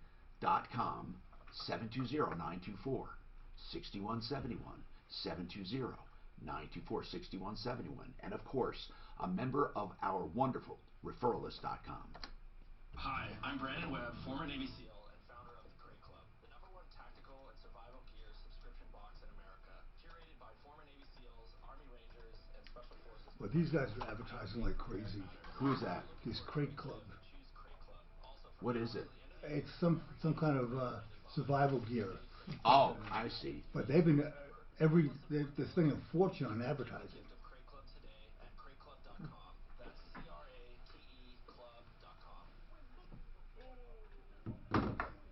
So Dan, he beat you the first game. How many games did you play? You mean games that counted? One first game. Well, how many do you think we played? Five, probably. I almost got him the last game, but so it was 4-1 basically. Once again, it's apples and oranges here. You're not talking properly. Well, why does only the first game count? Well, because all the energy's there. Then he starts yakking during the games. Like an old woman telling wives' tales. See, the first one's a warm-up versus we don't warm up. We just play the game really slow. That is true. We don't even warm up anymore, do we? So when we play slow, Mark usually wins. But once it gets His really secret weapon is when he whacks me in the head with the racket. It's all right. Well, look how big that head is. Right, you can't miss it. It's holding a very big brain. It's like, what's her name on Seinfeld with a bird? A lady. Well, you know, it's all those trademarks he has running around in his head. Yeah. Big head. I was going to call you a big head. Bird ran in her head. Now, if someone could find a series like that again, like Seinfeld. Well, you know, I tried. My friend told me to listen to the Big Bang. Who you like better? Curb Your Enthusiasm. The Big Bang went. It fucking jumped the shark. But you know what else? Jumped the shark. What does that mean? Just went off the fucking rails. You like or not? No, I can't stand But you know what else? Oh, why? Why? Which one? Big Bang? Yeah. That's what I mean. Like about 2 or 3 years ago, it's just so out there. It's just, But you know okay, first of all, let's go to the real basics. There's like a 45, 50-year-old man playing a college kid. The whole fucking thing's crazy at this point. It just makes no sense. You know what drove me Young crazy? Sheldon, I love. I love Young Sheldon. But Have you know, you watched that? with Big Bang, every time they say something, there's a laugh track. Yeah. I couldn't stand it. But jumping the They would shark say means today is Tuesday, the show and they'd just have a got laugh bad. track. Yeah, you know that from Remember when Happy Fonzie jumped Happy the shark? Days. He literally jumped the shark. On his motorcycle. It's like saying, in Milwaukee. No, on he jumped it on water skis. Water skis. Uh-huh. The show basically ended a little after Right. that. It means it got so stupid they tried to do something that was so dumb. Okay. You know. And there are many series that happen. Oh, that vampire one we were all watching, True Blood. You're right. It got to the Too point many where everybody had a power. There was no normal person. That show got so What was it got really bad, and it started out great. Fairies, werewolves, vampires, They had to have lesbians. changers or switchers, something like that. Yeah. Converters, something. Pretty soon, every single person, there was no human. Yeah, it lost it. I'm surprised you never heard that, Tom. Yeah, but hey, the first few seasons of True Blood, fuck, were they good. And she's a good actor. What's her name? The main woman. Suki. I don't know. God, Ann Paquin. She's cool. So do you think series? She was in The Irishman. Hey, because did you ever see Haven? Did you ever see Haven? Or because they just run out of stuff. I found so many off-beat series. Prison Break was a great series up to like Haven. I love. How about and then it kind of. But man, you gotta see Goliath. Matt, I love Oz. Goliath. You gotta see Goliath. Yeah, I've heard it's fantastic. Oh my God. First season of Orange Is the New Black was great. I never saw it. Second season. I thought that sucked. Yeah, I liked it at the first, and then didn't the second get just crazy? It just got kind of repetitious and. Hi, Tom Martino here. We have open lines, means you get right through. 303-713-TALK. We limit nothing. You can call and complain about anything. You can ask about anything. We'll get you information on anything. We will help solve your problems. Hey, Tom, can I say something about this dating scam? Just, if anybody's involved in that, just ask the person you're involved with to FaceTime. Yeah, but even that, I mean, we can. I don't want that to be, though. I don't want that to be the qualifying factor if somehow they find a way to get someone to FaceTime. But that's a good idea. But I'll tell you what, here's the bottom line. Never send them anything. Goes without saying. That's it. That's it. No matter what. There are under no conditions, because they all share that. They want something. Now, if they want to come and visit you, great. Don't help them. Don't give them money. There's always a sob story. I say this about every scam. you can protect yourself against every single scam with these two things. First, you never give anything of value, including information. Never. Second, if it doesn't make sense why someone is letting you in on it. I can't tell you how many times somebody sat across from me and said, now, we're letting 15% of it go. It's worth at least $200,000 right now. We're letting it go for 10. Why would you do that? Why won't you buy it then? Well, I have all my own money tied up in it too. Well, why wouldn't you buy an additional? I mean, if it's worth right now $200,000 and you can get it for 10, why won't you do it? It just, when it doesn't make sense, or they say, well, you see, we're banned from buying this, or we can't do this, and it's just, it just, when things don't make sense, you know it in your heart. You know it. And yet you go along with it because people want it to be true. Tony, what's happening? Hey, Tom. I just had a suggestion you were saying about entertainment. I'm looking. We're looking for all kinds of ideas on entertainment, whether it be something online or something in the community. What do you like? Well, I was going to tell you because you're a drummer, right? Yeah, or I was. Well, did you? Oh, go ahead. No, go. I'm listening. Did you know Randy Castillo? Randy Castillo? No. Yeah. Not by name. Well, Not by name. Like, tell me about him. Well, he was around Denver in the 70s in the rock scene, and then he went on to fame and fortune, played with Ozzy, and anyway, unfortunately, Ozzy Osbourne's drummer. I got it here. He died though in 2002. Right. Oh. Yeah, but there's a documentary that just came out on Netflix. Yeah, and, about him. If you're a drummer, yeah, it's really great. Wow, it's really great. That's odd that they would do a documentary about a drummer. Wow. Well, he was, I'm telling you, Tom, possibly the best, if not one of the best rock and roll drummers ever. Who was that one-arm drummer for Def Leppard? I don't know his name. Rick Allen, yeah. I don't know his name. He's great. He's Rick Allen, yeah, he's great. He's got one arm, man, and he's really good. Yeah, well, he is. Oh, yeah. He is, but and when people say that, they qualify it sometimes, say he's good for one arm. He's amazing for one arm. No, he's good. He's got a killer groove, man. No, I know. And I used to love going to drum clinics of all kinds. And did you ever see Whiplash? The movie? Yeah, it was a cool God, movie. Talking about drummers. That was a cool movie. That was a great movie. Yeah, but that teacher, that professor made it. J.K. Simmons, yeah, he was great. I've worked for that guy. Yeah? I know him. You know who? But, yeah. Who he played, who the actor played. I'm not naming any names. I'm just saying I've worked for some Whiplash type band. Oh, yeah. You go in and it's like, oh yeah, everything's cool, and then you start playing. It's like, what's the? Yeah. Anyway. So many. Are you a drummer? Yes. Yeah. There are drummers and there are drummers, and then there are drummers. Most drummers suck, and then the elite are very few. I'm not one of them, but they're very few. I mean, truly elite, like a Buddy Rich. I mean, they're. Check out this video on Randy Castillo, man. And then you have. But drummers that. Here's what I never understood: how many drummers don't read music? And I'm not talking about necessarily any music, but drum music. They can't read it. Oh, yeah. And it's like, it's a basic. And so, I mean, you have some piano players don't read music. I mean, you have people that don't. But to have a drum line that you can't read, I often wondered how the hell, not that you would in rock and stuff, but when you have a complicated piece or you're accompanying someone, and I often wondered, didn't they learn basics? And so many people, this is the one thing about drumming I don't like, they bypass the basics if they have what you call a killer groove. I mean, they might be talented, and then I think they're squandering some of that talent by not learning the basics. But then again, that might be old-fashioned. I think arguably the best drummer is Lars Ulrich. I don't know him. Metallica. Oh, I mean, okay. Now, if you say Metallica, he's a great drummer, but I don't think he's the best. I mean, there are so many, actually, though.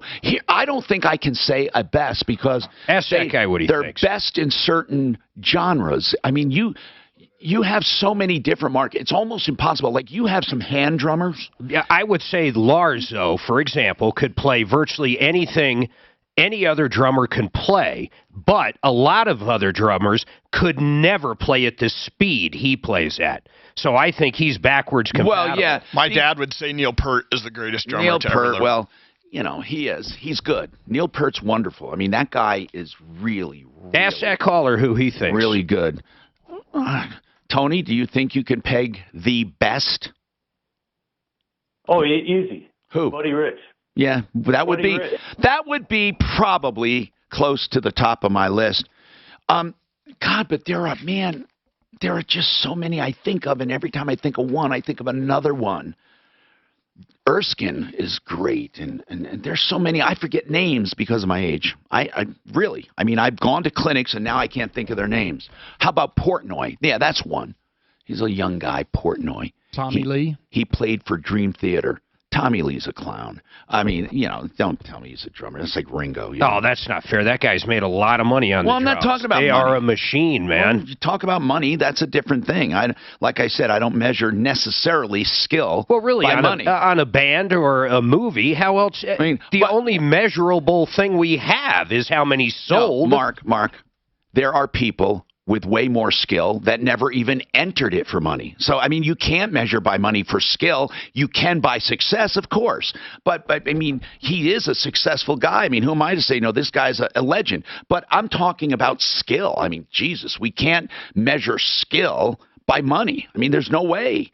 There are skilled surgeons, there are skilled drummers, there are skilled piano players, skilled athletes. Yeah, but generally the ones that are the best make the most money. That's all I'm saying. Unless they never even go to college and have a chance. I'm saying that skill in and of itself. I see what you're saying. It can't be measured by money.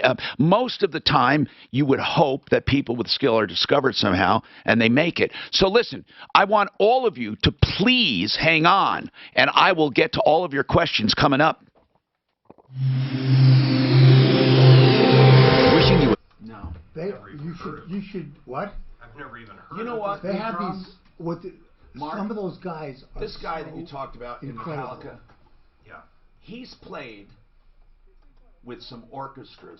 Oh, he's done everything. Did you know that? Yeah, of course. Some famous orchestras. Yeah. Like he's played. Trust me, I'm telling you, I think he's one of the best. Well, he's a percussionist. He does way more than that, than heavy metal. But it's amazing. I don't think you realize how complicated some of them. No, it is. Oh my God. Oh my God. The way they fucking. I mean, to keep that speed and then switch and. Yeah. What heavy metal is one of the most challenging lines you could ever have. Oh my God. I can't even believe it. Sounds sometimes like they're speeding this shit up, doesn't it? Oh, of course. Are they still at their age? Are they still? What is the last? I just tried to call her. They literally sell out fucking whatever the Broncos Stadium sells out. They sell it out every time. And so she might be working on someone else. Short, right? Short. They're so successful, it's crazy. Artofgranite.net. The art.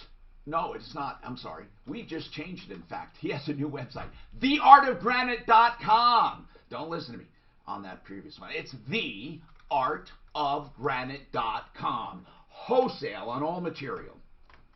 He will give you prices on the phone. Why? Because he's proud of them. He charges only for fabrication and installation. The bathroom's free when you do the kitchen. Tear out and haul away's free. Call him for a price. 303-386-5919. 386-5919. Hey, Mark, what's your phone number? I have Susan, just in case anyone want to text you. They pulled in $68.5 million last year.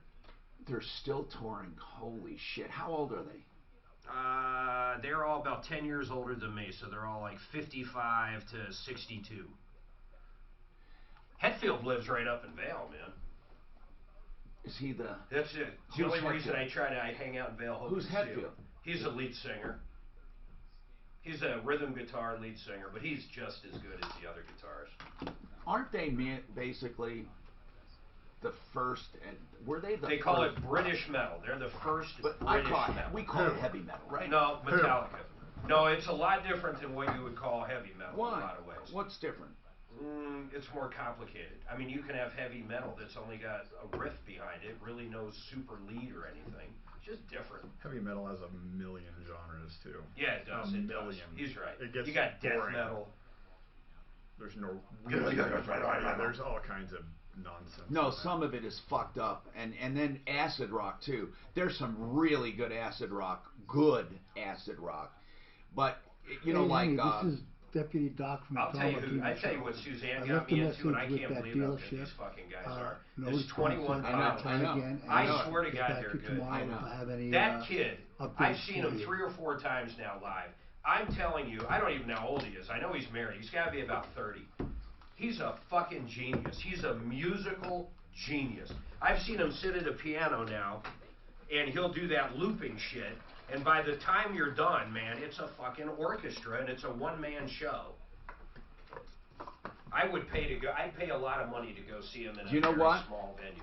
One of the first electronic musicians who I thought was a fucking scam, because he didn't loop like that, and he didn't do. It was Mannheim Steamroller. What a piece of shit I think that. I've heard of that. I've never seen him though. They do Christmas concerts all the time. They do a different kind of music, or he. I mean, you know, in his Apple laptop, he should call it iOS or Mac. Mac Steamroller. You know, some amazing old groups. But you've still got to have what's amazing with like the Killers too. The front man, Brandon Flowers, just like the front man for 21 Pilots. They can put on a fucking energetic show. I know. You can have all that music in the world, but you'll never sell a fucking concert unless you can get up there and do a show. Oh yeah, yeah. You have to. The bottom line is you have to be able to do a show. That was what Ozzy had more than music. Oh yeah, you're right. I mean, I love some guys. I will love their show, but their no, music you're right. Ozzy, Kiss. Remember how popular Kiss was? I love their shows, and actually, they had some pretty good music. Some of it.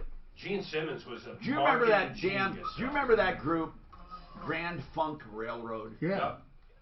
Do you remember that? That drummer was fun, but all he did was one riff. Then there was way back Quartermass. I never heard of that. You would like him. That was British metal. The original Ozzy was Black Sabbath. Wasn't Ozzy kind of acid rock?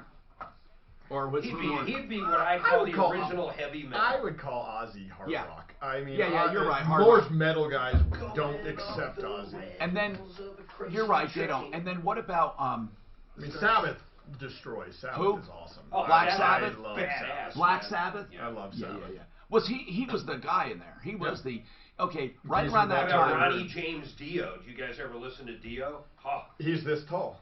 Was he really? Oh my God, he's the littlest guy ever. He's the one that came up with this. There are come up with what? He came up with the horns. There are he so invented many that. good musicians. His grandma invented it, and he's the one that started that. From Texas A&M? So or they took it from him? No. But I never. Ronnie James Dio. No, A&M has had that forever. Ronnie James That's Dio. Not A&M. Those devil horns. Oh, it's not. Ronnie James Dio came. He had an Italian grandma. And she said that she would would stick. It's Maloikia. Yeah. And it was the bull horns with the Italians. So Ronnie used to do that, and that's what became that. Horns of the bull. You know what Ozzy did that was so bullshit. If you ever, I've listened to 100 interviews with him and Sharon back when they were married, but. He actually sold this whole kind of devil pitch crap. Oh my God. That was purely just. Hi, Tom Martino, your troubleshooter, 303-713-TALK.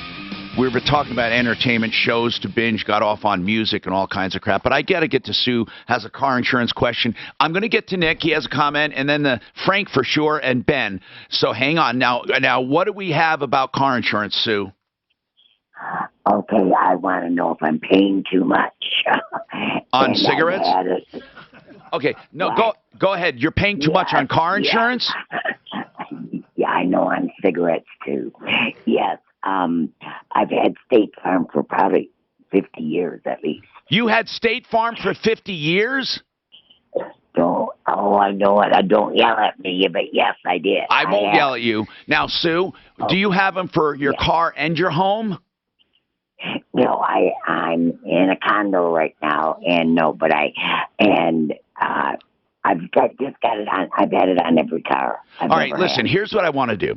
Today I'm telling people to call our help center, which is 303-771-HELP, and it's 771-4357, and that number is forwarded to all of our experts at Compass Insurance, and they're doing insurance checkups. I don't want you to have to go through this. Here's what I'm going to do. I'm going to have someone call you directly, and just for fun, I want them to compare what you're paying to what you could get, and then I'd like to have you back. Just, Suzanne, talk to her right now, Sue. Let's just do that. I want to hear what they find. Go ahead, Nick. You have a comment on drumming? Go ahead, Nick. Yeah, you guys, just one comment about Lars Ulrich. I mean, I'm an old school Metallica fan. I liked them back before they were ever popular. And anyway, you guys are missing either drummers that are better that make Lars Ulrich look like a hack. Well, Nick, it depends on the genre, doesn't it? I mean, there are different drummers for different things. Yeah, but who is it? Who is it, man? Yeah, and I'm a little biased because I'm a blatant metalhead, but Vinnie Paul of Pantera. Best drummer ever. I mean, he brought it to the rhythm and what he's done over the time, best drummer ever. And then you got people like Neil Peart who set standards. I'll agree with you, Dream Theater's drummer, don't know that guy's name, phenomenal drummer. But how about Bonham? Bonham, yeah, it wasn't really my type of music, but he was. You're talking okay. about Zeppelin? Yeah, he was good. Good rhythm. Doesn't his kid play too? All of these names I'm forgetting, but he's a good drummer. And there are so many that I went to see. I didn't even know what bands they were with. I just did the drum clinics, and I'm always blown away by the hidden talents they have that they don't use with their bands. Like the drummer for Dave Matthews, you would think, well, that's just normal crap, right? But this guy, in and of himself, he put on a clinic, and I said, man, this guy was good. What was his name? Buford or something? I don't know. Ben, what's going on with you? Hello, Tom. Hey. Hey, I'd like to throw out a name here, a local drummer. Yeah. Byron Pollock. And who is he with? He was with Sugarloaf. Ah, yeah. Myron, I am biased. He's related to me. There are local people, and you mentioned Sugarloaf. What was their hit? They're almost a one-hit wonder, but maybe two. What was their... Green-Eyed Lady was their big hit. Yeah, now here's the deal. Here's what's amazing about this group. I think I've met 60 people who have been members of Sugarloaf. And I'm not sure it's true, but because they were local... I mean, it's amazing. Everybody was involved. No, I'm serious. I make a joke about it. I say, "Oh, don't tell me you were part of Sugarloaf, right?" And thanks, Ben, for that. And again, I would never listen to that band and think they have an extraordinary drummer at all. But who knows? So remember 1910 Fruit Gum Company? Now, would you say they have a great drummer? Of course not. Do you know who 1910 Fruit Gum Company is? Do you remember Bubblegum Rock? Oh, my God. Bubblegum Rock. Yes. You don't remember Bubblegum Music, it was called. You don't remember I've never heard of it, let alone remember. It was big time. It was big, and it's terrible. But, like, I'll give you a name of a song. Red Rubber Ball. Find it. And we're going to get flagged, right? Don't forget, he's old. It's, yeah. I'm talking about Bubblegum Rock. Yeah, I remember I didn't invent it, Mark. I didn't invent it. Bubblegum Rock. Or how about what this does it mean? Is it like doo-wop? What is it? It's bubblegum rock. Red Rubber Ball is a good example. You hear that, you'll know what he's talking about. Matt, you see what I live with. And every time I come in here. How about they had such terrible music, but it was commercially successful. That's why I say you can't really judge money here. So who did I take? I lost track here. Frank, I'll take Frank now. Find out if I took Ben. Frank, what's going on? Hey, Tom, hey, what's happening? I just wanted to get your opinion on are you guys feeling okay? Because there's a lot of chemtrails up in the sky right now. Oh, God, this guy's got to open this up. Yeah, I'm not feeling good. Chemtrails, that's what it is. You're right. I think it is. I think the chemtrails are getting to us right now. Yeah, it's definitely. I mean, the government is totally against us. You know what's funny?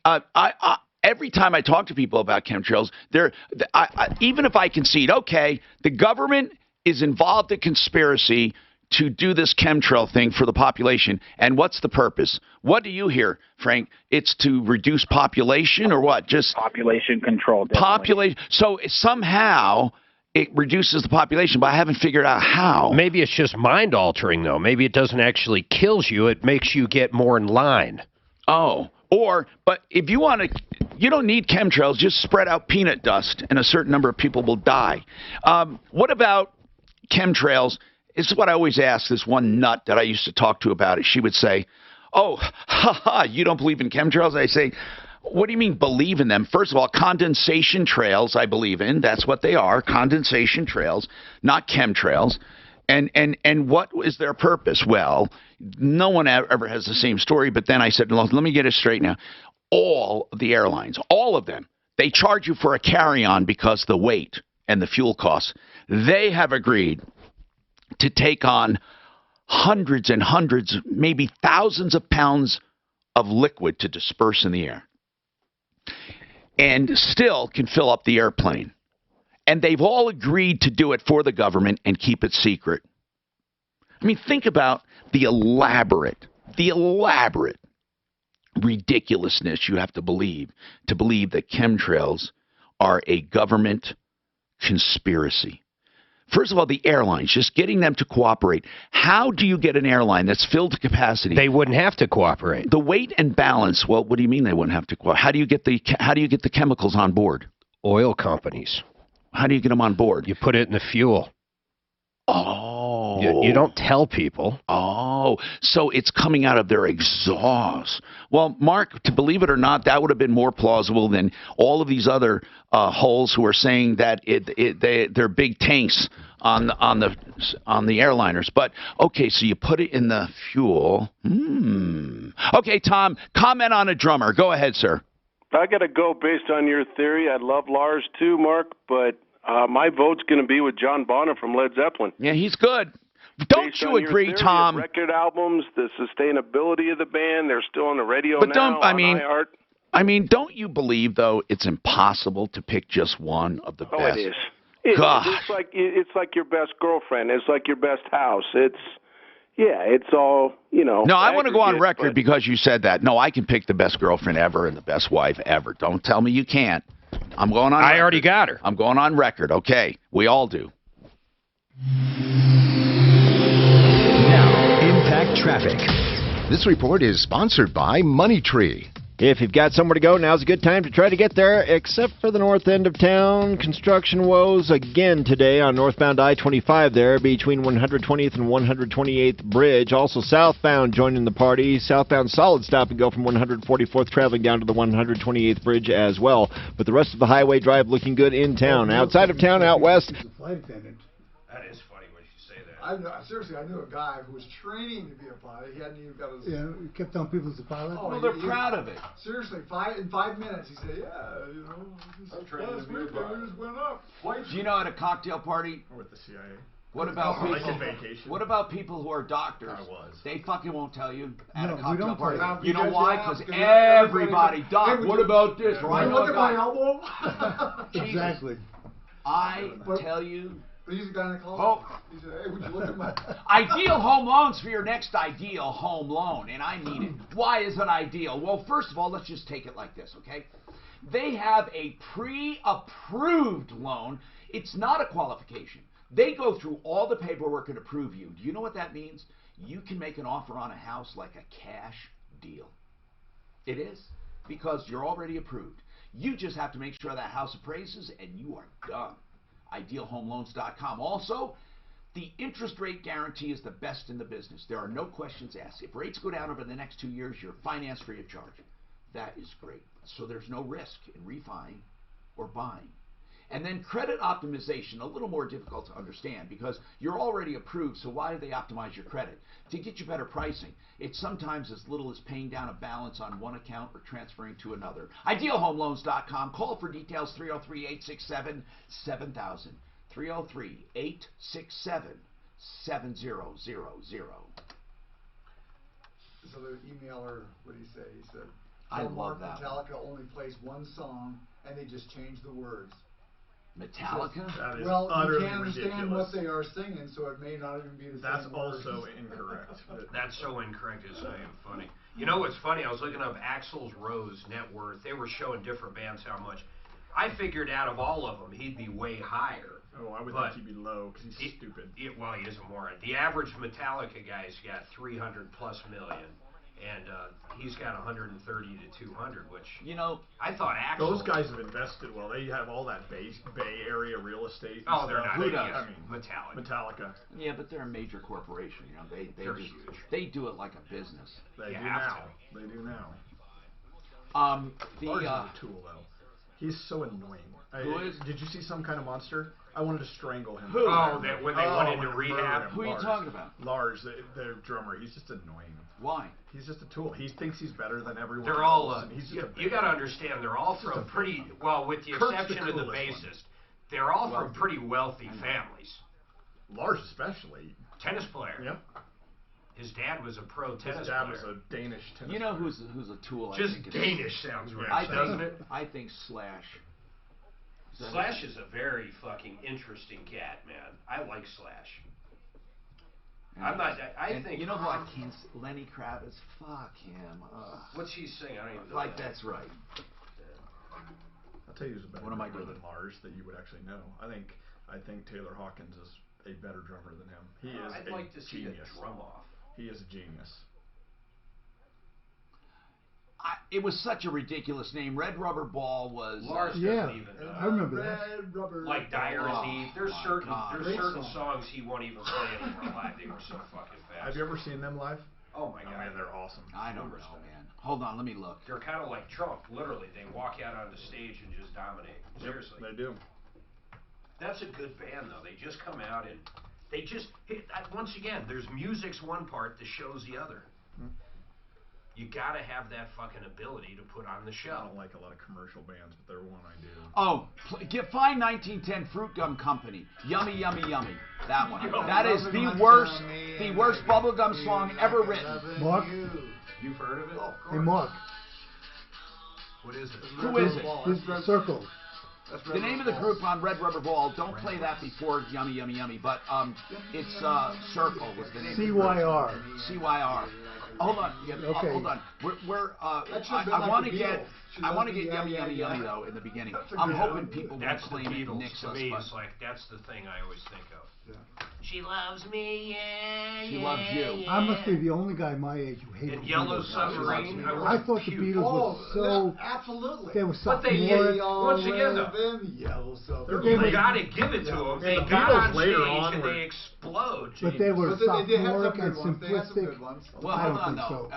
I didn't think their Lennon music and was McCartney, very. it's beautiful music. They have some really beautiful They have a lot of competition. progressive music. A And lot Tomorrow of- Never Knows and stuff like that. No, they I have some give it beautiful. progressive. Across the Universe is a beautiful song. And they, Yoko was, her 1910 career was Fruit Gum born from the Company. Beatles. You ever heard Yoko sing? Oh, she's a genius. If you Yoko want to is put the a sound up here, I'll get it on She is this one. Yoko.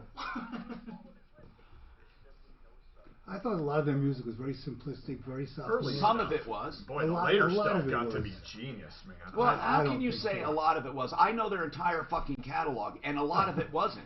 They actually got really complicated 3/4 of their career. Absolutely. Lennon and McCartney are one of the best songwriting duos. I'm talking about orchestrations that use it, and people where you don't even know it's being used because it's so beautiful. Revolver, Sgt. Pepper's, there's some really progressive They're stuff. in there. across the universe, and songs like, oh, how about Here, There, and Everywhere? I mean, some of these ballads are just really crazy good. Now, in the beginning, they had all fucking nonsense. I mean, it was like, Yeah, but like they he sold said, it. I want They to hold sold your the hand. They did sell I want to hold your hand. Or She Loves Yeah, You. but that was a huge song. Well, one of the biggest. That was the biggest. All right, question. listen to this nonsense. No. Okay, this is Red Rubber Ball. You can't find the other one? All right, turn that off then. See, it sucks. You should get to the chorus, but Yummy, Yummy, Yummy's the worst. Now, bubblegum music, it was called bubblegum because it appealed to young kids with pigtails chewing bubblegums on roller skates and all that crap. It's the worst music made next to disco. No, disco's not the worst. Bubblegum's worse than disco. Go ahead. Now listen to this ridiculousness.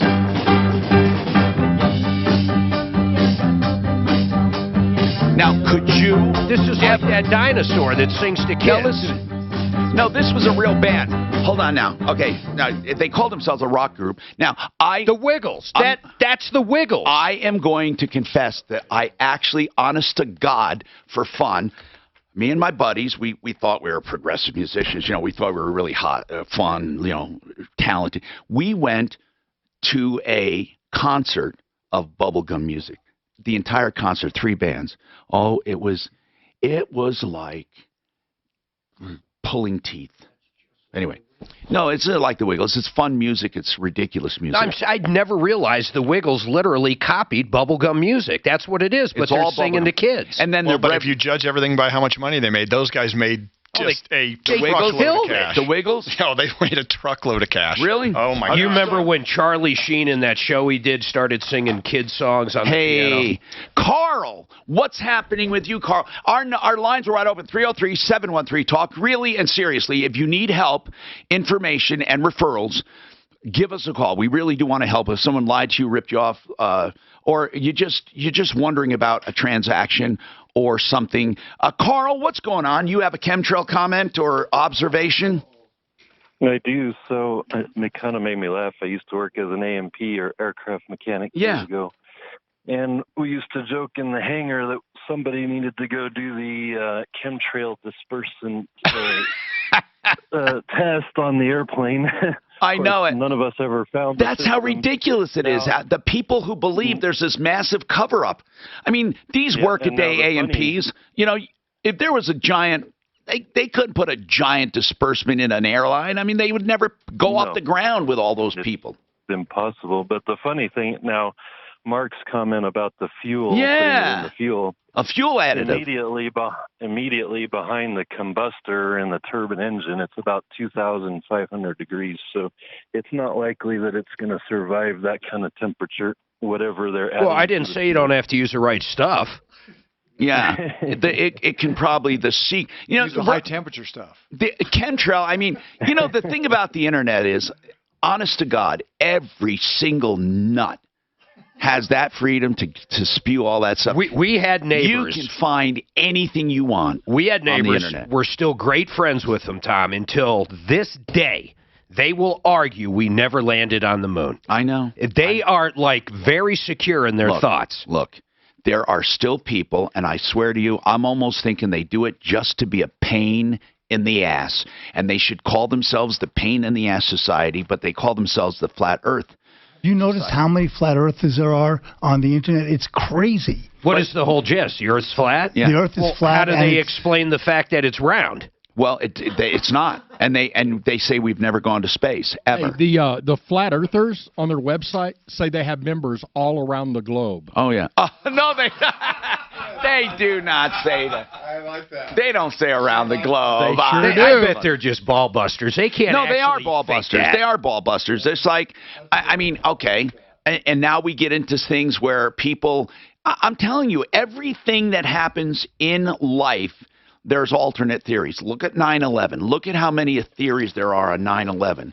And I know some people that are otherwise very intelligent that will swear to God that our government did it. Why? To start the war on terrorism and to start the Homeland Security and to do all of that. To get that going, they had to instill... To take our guns. They had to instill fear in all of America. Bill... Can you get it in quickly about drummers? Go ahead, Bill. I didn't hear your top 5 or top 1 that you thought was really good. Well, I didn't really give any. I said Buddy Rich would be in the top 5, but I didn't give any others. But he will coming up. It's too, I will. Yeah. And you can too if you'd like. But I will say this. I love the joke I heard online here. What do you call a drummer without a girlfriend? I'm going to tell you that right after the break. I'm Tom Martino for ID. Send it off someone. There's a lot of Hollywood people that thought 9/11 was a big fake. It was a more transfer of wealth and things like that. People shorting the I market. don't have. I'll tell you the worst one. How does metal burn? It'll make you mad. Is the ones that think it Sandy Hook was vaporizes. bullshit. It melts and Those fucking morons should be shot. Who's that? That's that fucking asshole. Where they killed all the kids, like 20, 30 kids, Sandy Hook. Oh, of course. There's people that think that was all done by the government. Oh, that's Alex Jones. No, that was Alex Jones. That's where he's that crazy guy. Infowars. Alex Jones. Yeah, I thought you said Alice. No, Alex Infowars. Jones. What'd you get? He's the moron that did that. Oh, cool. Good job. Only Colorado Springs. Oh, excellent. Endorsement. Anybody want? Anybody? I'm going to take a ride. Anybody want me? going on? Hey, You you taking a ride on the you- Let me ask What, you this. is this supposed to move like that? I haven't You figured better out up how your to. policy No, with that's Compass. not right. I can't find the piece that goes in there. Pin, huh? Yeah. That's Hey, for you walking. hey, what about Gene Krupa? Is he any good? He's the one drum I remember as a kid. I don't know who that is. You don't know Gene Krupa? You heard of him, right? So far over me. How about Louis Armstrong? He wasn't a drummer. Did you ever see him live? Hell no, not that Actually, old. drumming was his first. He just went to the trumpet afterwards. You know what taiko drums are? You ought to look that up. Japanese taiko drums. If you want to talk about drummers. Is that those big? Is it like what Imagine Dragons does? Just this elaborate, huge fucking thing of drums. But these guys have all sizes of different drums. That's some of them Imagine are. Dragons stuff. Some of them are incredible drummers. Have you ever seen them? No, but I've seen what's the name of that group? Kodo. Japanese drum troupe. They are amazing. It's a different kind of drumming, but some of them are just so incredible. Look at this shit, Dano. Now I got that movie Yummy Yummy or the song. I swear that one sounds just like yummy yummy. It does sound tummy. like the Wiggles. It sounds like she's pregnant. That's what they did. They went, God, this shit was really popular. Let's remark it. Now we can put video with it. Probably right. I'm telling you, Loving My Tummy sounds like she's pregnant. She, Loving My Tummy. Oh, that's a good one. That's probably right. what it was. It's probably what it was. Reminds me of my kids, the Wiggles. The Wiggles, Yeah, fucking. I had my one kids, kid that just was who was the obsessed dinosaur for 2 that years. sung all the time? Dorothy. Fucking I mean, Dino. Barney? Dorothy the dinosaur. Barney. Oh, Barney the purple dinosaur. well, Dorothy the dinosaur was on the Wiggles. Oh. They had a song, D-O-R-O-T-H-Y. I've never heard of the Oh, Wiggles. dude, it's You've never heard of the miserable. Wiggles? Never heard of it. Terrible stuff. Hey, Mark, what's your phone number? I can't. We're online. I can't say That's it. okay. I heard you the first Oh, time. okay. I didn't realize we're online. Just ask Suzanne. She'll email it. Okay. No, his phone number is. It's always 555 something. You know how many times I almost give it out on air? Seriously, I I'll forgot. catch myself when I start out with Oh, I 720. forgot we were live streaming. Look at the size of this drum from Imagine Dragons. Look at that fucking thing.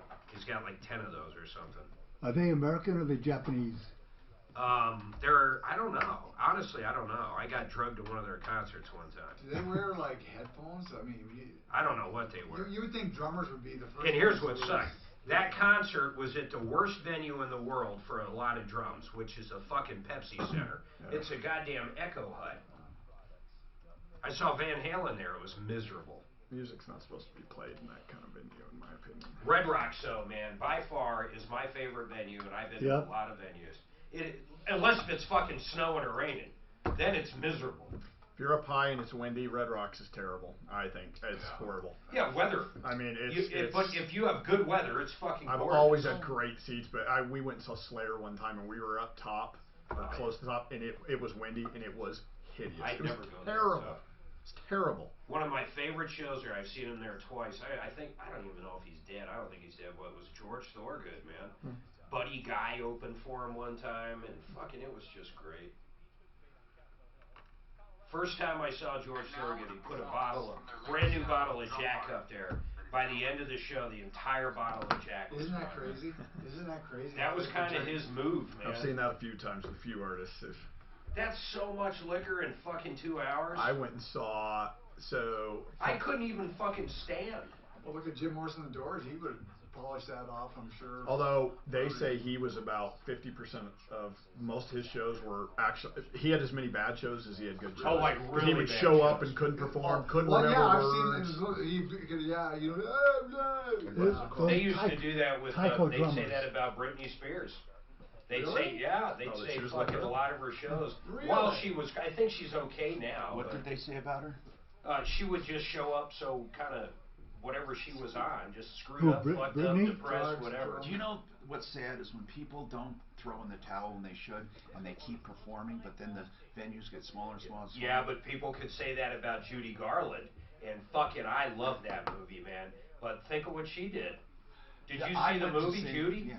Fuck, is I it love good? her, that actress. But she did that. She probably should have quit. Look what Edith Piaf did. Yeah, but they still need to make money. The problem Edith is they Piaf. shit all their money away. You don't know Edith Piaf? Jesus Christ. I went to a concert one time that made me sad. This guy was so fucking bad. He couldn't sing anymore. Love and Spoonful. What was that guy's name? Love and Spoonful. He had some great. I mean, I know the band, but I know the name. No, he had some Just great from my music. dad. How old are you? I'm 44. Okay, so we're within 3 years. But I That's why grew up we've on never a lot heard of of this that stuff. bubblegum shit. When was it? Like the Back bubble when I was- 60s? I was in my teens. My dad had 2,000 records, 50s. so I grew up with No, you grew up weren't with in a lot your of teens music. in your 50s. No, I was in my teens. You know what? What's the worst? Billy Joel can't sing anymore. Oh, yes, he can. Oh, I don't. Oh, no. yeah. That's why I like He fills up It's Madison because my Square dad Garden didn't twice like a week. it, and so I was Doc, like, I'm I'll tired tell you of this, the and that's- coolest thing if you No, like seriously. They did a special on him, and they showed his concert. He's still filling up Madison Square Yeah, Garden. because of his name. But I think he's lost it. They showed him playing it. He's one of these guys. He did a great job. You can buy this piano. It's about $10,000 to $15,000 for a cheap one, and you put it in your fucking house, and it's self-playing. When guys like Elton John and who's the other, the really good one? Yeah, they stream it. They stream it live, and your piano, literally the keys move. That when is they them hit playing. one thing, They're playing in your living room. They are literally. Live. People buy these, and they'll have neighborhood Wow. concerts and shit. That's amazing. Yep. And Even they like are in truly- between songs, when they're just Yeah. fucking around, your piano does it all. Wow. Yeah, It's ingenious, it's isn't it? streaming. Yeah. Now, if they can stream all of it, Technology's. or a hologram, That's all they got left on that aspect is the hologram. It's amazing what Imagine having him in technology your has living done. Who owns like Elvis like right now? Like he's dead, so I don't know how that works. But if the technology was there for a perfect Elvis concert right now, to where it looked real, sell tickets, everything, can you do it? Hi, Tom Martino, your troubleshooter, 303-713-TALK. 303-713-8255. A lot to talk about. Let me first say this hour brought to you by Frank Duran, therealestateman.com. He is simply one of my favorite people in the world. Frank Duran, therealestateman.com. I want you to think long and hard before you list with anyone else. If you want to talk to other people, you make sure you talk to Frank. The level of service he puts up with his people is second to none, and he's just a good guy. He will never hold you to a long-term contract. So if you're not happy, you cancel. But people don't because they love him. 303-920-1622. Frank Duran, therealestateman.com. We've been talking about all kinds of stuff. I don't know. The show took a weird turn. We're talking about entertainment and then drummers and bands, and we'll talk about whatever you want. We'll also help you and solve problems, answer questions, and take complaints.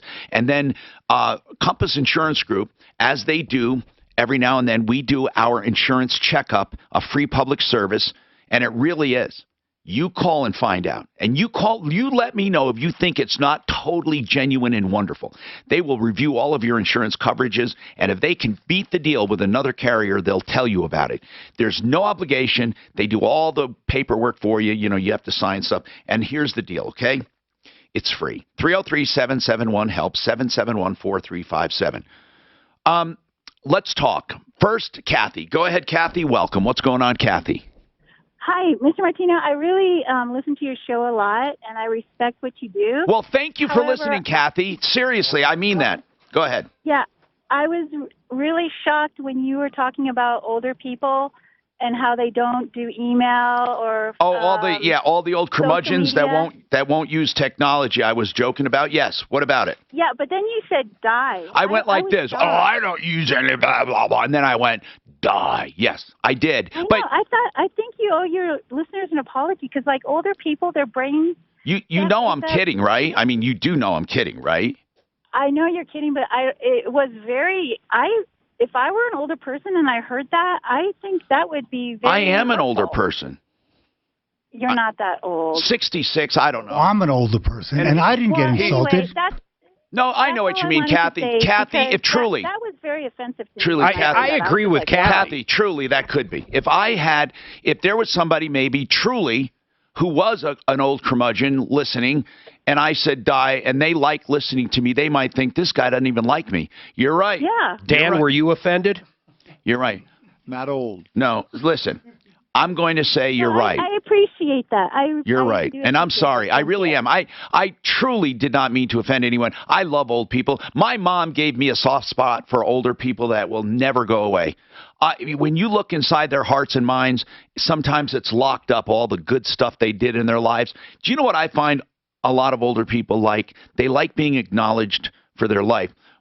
One time for an older relative, what we did was we took some kind of an award or something and put on it all of their accomplishments to so-and-so, this, this and this and this and this and everything they have done in their lives. And they love looking at it. It was like a plaque, I think. But we all need relevance. Everyone, right? Unfortunately, some people seek negative ways to get it. Everyone wants relevance. Everyone. They want to know they made a difference or they mean something to somebody, right? And if they don't, they become too weird and they become recluse and shut in. And as you get older, you need more relevance than ever. I mean, I swear to you, I remember one time hearing some people talk and I thought, oh my goodness, I mean, it's weird how you're perceived.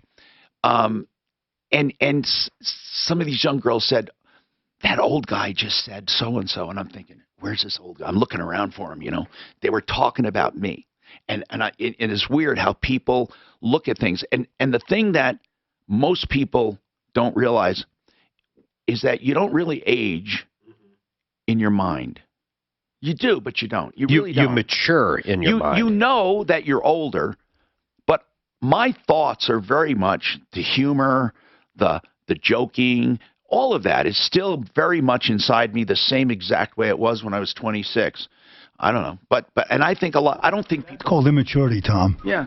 You think it is? Do you fundamentally, did your humor change? No, not at all. No, I mean, it really, some things become funny that were not funny before, but the things you found funny, and then of course, we've all matured as far as, there were jokes that you could never tell anymore. And they were hateful then and they're hateful now. But why did it take so long to figure that out, I wonder? I wonder why it evolved and wasn't apparent. Why is that? Social media. No, but why wasn't it apparent? It's the whole political correctness thing. But it is. But then people, hold on. I kind of disagree. The social media thing shed a light on it. But in our hearts, we've changed. Truly, we have changed. There are people who know it is wrong to look at someone black differently. They know it's wrong. They feel it's wrong. They never did before, and they do now. This thing about blackface, again, Megyn Kelly got fired just for saying, well, when I was growing up, people didn't consider it wrong, or she said something like that. I don't even think she was saying it was right. She was saying it wasn't considered a bad thing. Yeah, she got fired for that. Where do you draw the line? How about like blonde jokes? That's no good anymore. You can't make a blonde joke. I don't think there was actually blondes that got too affected by blonde jokes. They might have thought they were funny. But what I'm saying is, what Doc said is, political correctness is true, but don't you think that truly our personal perspectives have changed? I know mine have. Mine have completely. I'd have to have an example. I don't know. Okay, considering when I was younger, you would not see many women doctors, physicians. You wouldn't see many when I was very young. So it would have been unusual had I seen one. Now it's not unusual at all. It doesn't feel unusual. I don't even consider it. I don't even think to myself, oh, that's unusual. I don't. I mean, it's like you do change. You do. And now you will see, you just see things that you never saw before, and you don't think anything of it. It's not that you're thinking, oh, I have to put up with this. It's not. I think our perspectives truly have changed. Don't you, Matt? Don't you think it's changed? Oh, I totally do. I mean, there were times where we would say, there was a transition period where people said, well, I got to put up with it. I guess it's okay now, whatever it is. But I think it's getting to a point where we truly accept it. I don't know. Don't you? Don't you think things have changed? I know things have changed, but I can't think of any example like you just gave. I never think back to my childhood. I'll tell you there was no women doctors. I just don't remember that. Okay. If you saw two men making out in a park when you were younger, there was a time you would think, I don't care who you are, you would think there's something different about that. You would think, Whoa, what's that? Yeah, that's right. Now you don't even think that. That's true. It's just totally different. That's a good example. You're not saying to yourself, oh, that's disgusting, but I can't say anything. You're not. You don't even think about it. It's because it's become so accepted. That's the evolution of society, though. I think so. And I think the good part about that is that, you know, when a woman goes in to apply for a job or a black guy applies for it, you're not thinking, oh, this is a woman or this is a black guy. We don't even think that way. I hope. I mean, I'm thinking the majority of people, right? They don't think that way. No. I think people have truly changed. I think people have truly changed. You're always going to have a select few, always. I mean, who think everything's wrong. I mean, you know, we need exposure to those things to change. I never had a male teacher until I was in like the 10th grade. I know what you mean. I never had one, and it didn't mean they weren't out there. We need to be exposed to that kind of thing. And the more you're exposed to it, the better it is. And that's why when busing was so controversial, it was a good thing because it exposed all of these little white kids to a different life. And all the little black kids to a different life. I thought it's a great thing. It wasn't a good thing, federal versus state rights. God, in the movies, though, what I see from those days, I would never want to put my kid through that. They made it look like hell. It was, but if we hadn't gone through that, we wouldn't have had the change we have right now. Fair enough. Tom, I got beat up every day. Did you get bused to a black school? Absolutely, yes. What they called a black school or predominantly black? I had long blonde hair past. No, I understand. And I understand, but it doesn't happen anymore. I mean, you always have your toughies and all that, but I'm talking about in general, when people say things are effed up, they're not. I mean, we're changing. I think we're all changing. Do you think it was a good or bad experience, Dad, for real? You hated it or you loved it or what? I think it... I don't think it matters. No one wants to be beat up, for God's sake. Yeah, that was not fun at all. I mean, and it was matter. the guys. Doesn't it was matter. the guys that were beating me up. Bill, what is your take on drummers? All right, top 5. Mine? Honest to God, I cannot give you top 5. I can't. Okay. How about this? Go ahead. How about Buddy Rich? Okay, he would be in it for sure. He would be in it for sure. He would be in it. Gene Krupa. No, he wouldn't be in it. And I know you're going to say, what's the difference? There's a big difference in my mind when you get down to Gene Krupa. No, these guys hadn't even heard of him. It all has to do with double stroke rolls. But I'm telling you that Buddy Rich had the best hands ever. I don't know. What's his last name? His last name is Purdy. It's where Jeff Pecoro got the Purdy shuffle from. Oh, geez, I don't even know. And then Phil Collins and Simon Phillips. Oh, you know who's overrated? I'll tell you who's overrated. And I had the displeasure of knowing him personally. The guy who's overrated ever in the world, it was Ginger Baker for Cream. Totally. He was pretty good. He was not pretty. Okay. You know, actually, that's what people said he was pretty good. He was not pretty good. He was pretty bad. He was pretty phony. But anyway, did he die? No. He did. Gene Baker died. You know, he lived in Parker for a while. I know. That's when I got to know him. He was a horse guy. His son's around still. Well, his wife was a horse. He was not a horse guy at all. I just remember. He hated him. I remember he got into some trouble for bringing some horse in that he wasn't supposed to or something like that. And he got deported. But his wife was a wonderful person. She did the Linus Project with blankets on my show years ago. We had her in a lot. And then that's how I got to know him. His son is a pretty good drummer. There's a great movie about him. When I say he's lousy, I mean he's better than me. But I'm talking about among the greats. He doesn't measure up. But how do you think he got there? Because of Cream, my God, and because But didn't he make Cream? Well, he was in Cream. That's what I mean. Eric Clapton made Cream, if you want to know the truth. But Jack Bruce, Eric Clapton, and Ginger Baker. But Ginger Baker for that band was the best.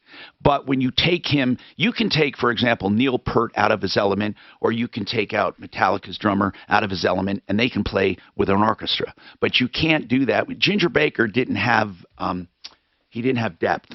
You know, he was good at what he did. Weekdays 2 to 4. It's Michael Brown. Well, CNN's Tubin refuses to believe it. 15. Walmart's, this is for the entire year. Walmart's I didn't know he died. Bounty selected size paper towels.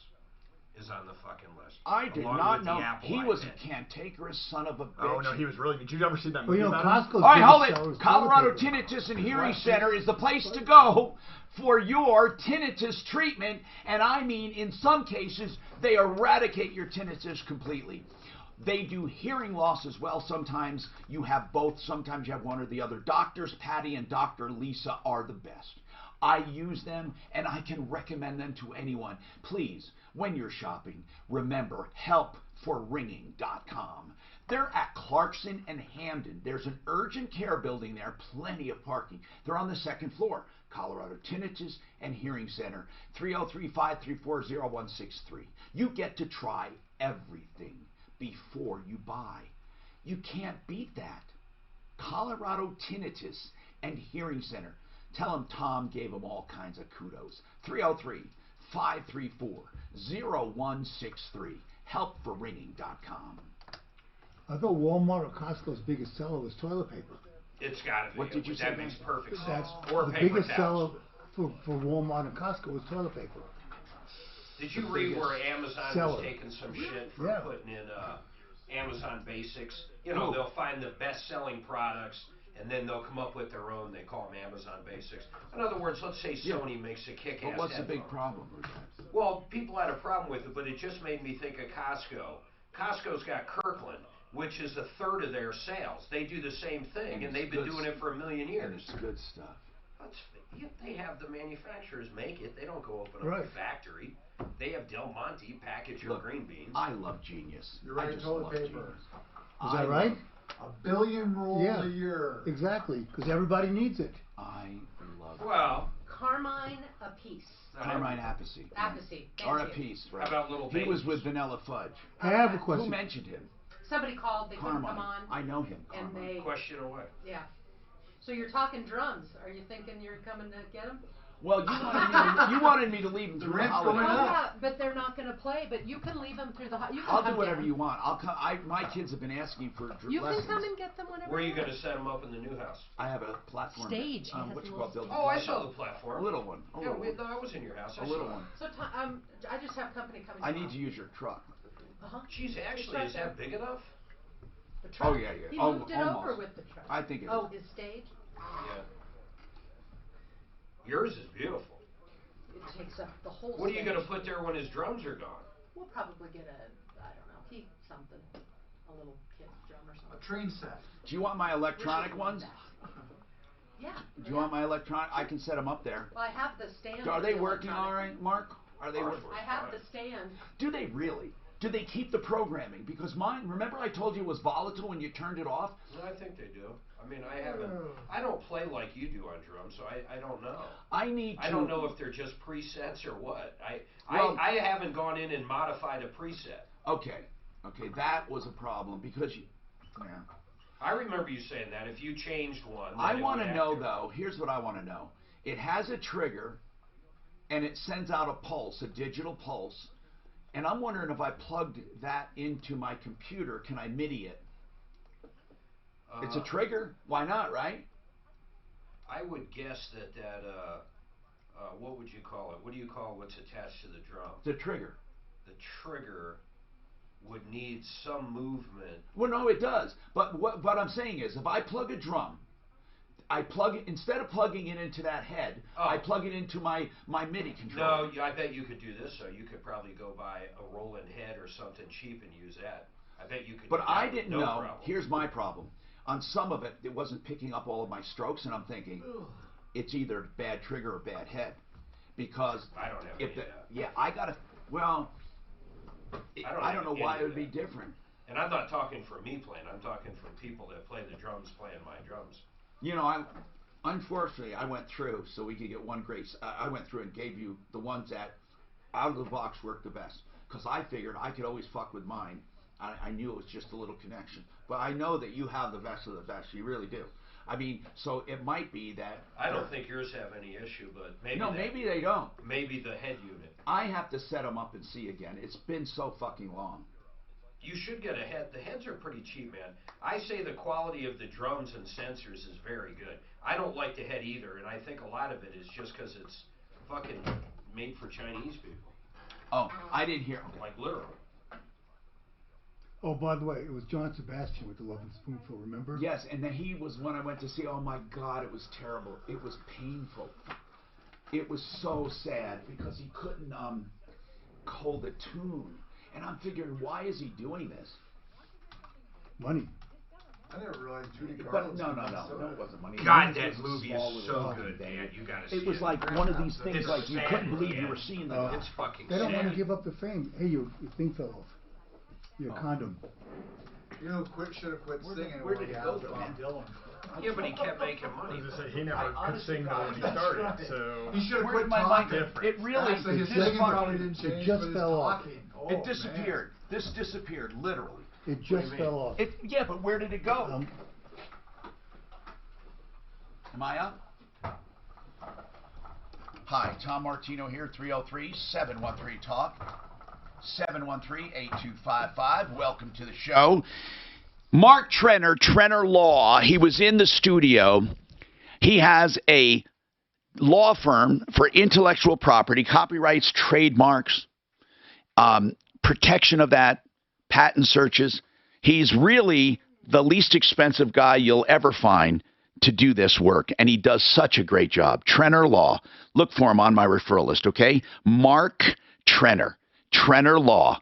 If you want him, it's a good guy, and I'm trying to find his phone number right here, and I will in a second. But here's the deal. You can't do better when it comes to protecting your inventions. Trenner Law. Janet, what's going on, Janet? Hey, I just wanted to bring up an example of things from the past that Are we having a problem? have had. Okay, there you go. Yeah. Hello? I think it's my earpiece, dear. I wasn't hearing you, so go ahead. We talked about changes. Yeah. How about the changes in TV where you used to have, like on My Three Sons or Leave It to Beaver or Lucy, you know, the modesty in bedrooms that would have separate beds and stuff. Right, and now you're right. have, You're right. Whenever you saw parents, they were in separate beds. Shudder the thought of those sleeping together. Yes. Trivia: first show that showed him in the same bed. What is it? I don't know. Brady Bunch. Was it? Wow. So, what is your overall observation, Janet? How old are you? I'm mid-50s. Have your beliefs and have your thoughts changed on things over the years? I think they have, but I think they've kind of been forced to change because you have to accept things. Huh? That's a way of putting it. The way I feel it. Otherwise, you'll be labeled as hateful or something. Well, yes, I guess so. Yeah. You know, in some cases, though, I've actually been forced to reevaluate things, to actually look at them differently. I really love the fact that I had to take looks at things differently. Ryan, I'm so sorry for the wait. What's going on, Ryan? Hey, Tom. So I'm working with a fence contractor for chain link fence. Yes. As long as it's not, hold on, the worst of the worst used to be the best of the best, and I'm hoping you're not using Elcar. No, it's in Colorado Springs. It's a Freedom Fence. Okay, I don't know them, but what about them? What's your question? So, I mean, chain link's pretty expensive. They want the money for parts up front. Nope, I wouldn't do it. Here's what I would do. I would pay for it when it's delivered. Look at, listen, here's the deal. They might be afraid that they're going to order all this fence. And then what's going to happen is you're not going to want it, or you're going to change your mind, and they don't want to have to sue you and all that. I can see why they want this, but here's a way of doing it. A credit card. Will they take a credit card? Yeah, I'm sure they will. If they take a credit card, then if you don't receive the merchandise, then you can say, okay, I'm contesting the charge. Now, make sure you have a good credit card company issuer that will work with you on that. The other way to do it The other way to do it is to put money in escrow. That's a little more complicated because you need an escrow agent or a title company. It's a pain in the ass. Another way of doing it is to say to him, look, I don't care what you're making on the fence. I agree to the final price. Let me pay for the fence, the 50%, whatever, upfront directly to the fence manufacturer in my name. Therefore, if this guy takes a hike, the fence contract from the manufacturer is in your name, and you can go retrieve the fence. So those are the options I would do. Okay. I would never just pay the guy like that. Mohammed, what's happening with you?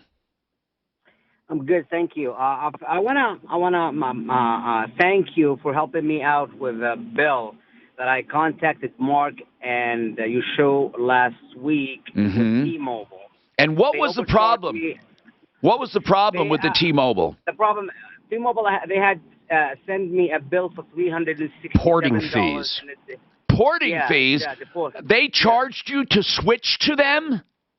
To switch to another carrier. They were pissed that you were leaving. Years. And Mark, what happened? Well, I'm hoping we got it waived. I don't know what happened, man. Well, actually, we got those boarding waived, and the guy was nice enough also to waive the month that I owe. So all total, he waived $367.24. That is very, very good. Thank you. And you feel it was the phone calls we made? Yes, actually, he did mention that in his email. I want to thank Suzanne and Mark and you for that help. I really appreciate it. Well, man, they did a great job. Thank you so much. Now, wait a minute. Why are you thanking Tom? Yeah, he wanted to thank all of us, and thank you very much. We accept that. Beverly, what's happening? You notice I didn't take that bait there, Matt Cornell. You notice that? You notice how Mark tries to light fishing. You know how he tries to light my fire? He's gaslighting. Hey, Beverly, that's a new term, gaslighting, right? Hey, Beverly, what's going on with you? All right. In May 1994, I put new windows all over my house. They were expensive. Who were they from? All right. I got a lifetime warranty. All right. They were called Mountain View windows. Now, was this the company or the window? No, this was the window. Mountain View windows. Yeah. Manufactured by Accent Window Products. I remember Accent. And sold by Lasting Impressions. Oh, my God. So you had Mountain View distributed by Accent and sold by Impressions. Right. And I have called, I bet I've made 20 calls. I even called a place in Canada. Well, you know what? Lifetime warranties are only worth, they're the lifetime of the company. I mean, I don't know why people are surprised by that. So how bad are the windows? What's going on with them? Well, the tilt latch on the one window has broken, and as a result, when the wind blows, you hear the wind blowing in the house. It's really loud. Well, I bet a handyman could fix that. Now, here's what I'm thinking. Well, what is that window company we had, part. Mark? Where's the window company we used to have? He moved away for missionary work. 5280. Are they still around? They sold, but they don't do much at all. I don't think they'll be able to handle But, Mark, this is a part. It's nothing that you can just go in and fix. I could fabricate it out of toothpicks if needed. We're talking about MacGyvering it. But I understand why you want it done right. Do you think these windows are still being produced somewhere? I don't know. I can't find anything about a manufacturer called that. No. One of them is in Arizona, but they no longer have any parts, and they said they don't have anything to do with the parts of the Mountain View windows. But I don't even know if Mountain View doesn't sound real to me is what I'm saying. I don't think that's the name of the manufacturer. I think that was a trade. No, Accent Window Products was the name of the manufacturer. They went bankrupt. I don't know when, because I've gone to Home Depot. I can't tell you how many places I've called. Send us a picture of one of the windows that has that part. And I would just for the heck of it call 5280 window, what is it called? Windows and glass. Or window repair or something. Shower knobs. The original owner sold, so I'm not vouching for these people. They sold and left out. So anyway, the joke. 5280 windows? 5280 window glass and screen repair. That was the name. It just came to me. 5280 window glass and screen repair. Now, Tim wants to know the end of that joke because I said I would tell him. What do you call a drummer without a girlfriend? Homeless. I think that's so funny. It really is. Any drummer jokes? I want to hear them. Wishing you a safe and happy holiday season from 630 KHOW, Denver's talk station. You know what's going to happen, Mark? In 2 years, you're going to be able to 3D print any part for anything. Eventually. Well, caveat, depending on the size of the part. No, they have huge 3D printers. Are you saying a wood chair? They've 3D printed a house. I understand. He's got a good point. You're right. What if you wanted a wooden part? But you know what? Really, I think... Or metal. How about a metal part for a car? I think when you're a distributor, man, it's going to be wonderful. I think they're going to stream specs. Well, right now, that big controversy last year was you could download the specs. For a gun. For a plastic gun. Now, tell me this. Would you want to shoot a plastic gun? I'd be terrified it'd backfire. I used to love shooting. God, I'll shoot maybe out of my backyard, maybe. I had an M16. You should go shoot trap. I got rid of my auto. I had an what did I have? One of those AK. I've done feet off the back. Whatever the popular AK-47. Ship. Probably an AR. Fix It 24/7 is the company to call for free second opinions. Free second opinions mean a lot. You can never go wrong with it. Here's why. If you're told you need a water heater, okay, and they come and say, you don't need a water heater, well, then they have to show you what you do need to fix it. It might be just an igniter. And then you save money. But what did they say? Yeah, we see you need a water heater, but it's not a good deal. Well, then they have to beat the deal. Here's the whole idea. It protects you no matter what. And this is a company I know and trust in my own home. FixMyHome.com. Free second opinions. I can't stress enough how important it is. Even if the first opinion is someone on my referral list, maybe they don't have the best deal. There's nothing wrong with second opinions.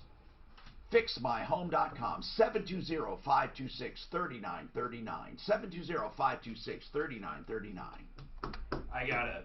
I screwed up. What's that? TrueView, I'm going to double check. TrueView bought 5280, and I think they're still on their referral list. Okay.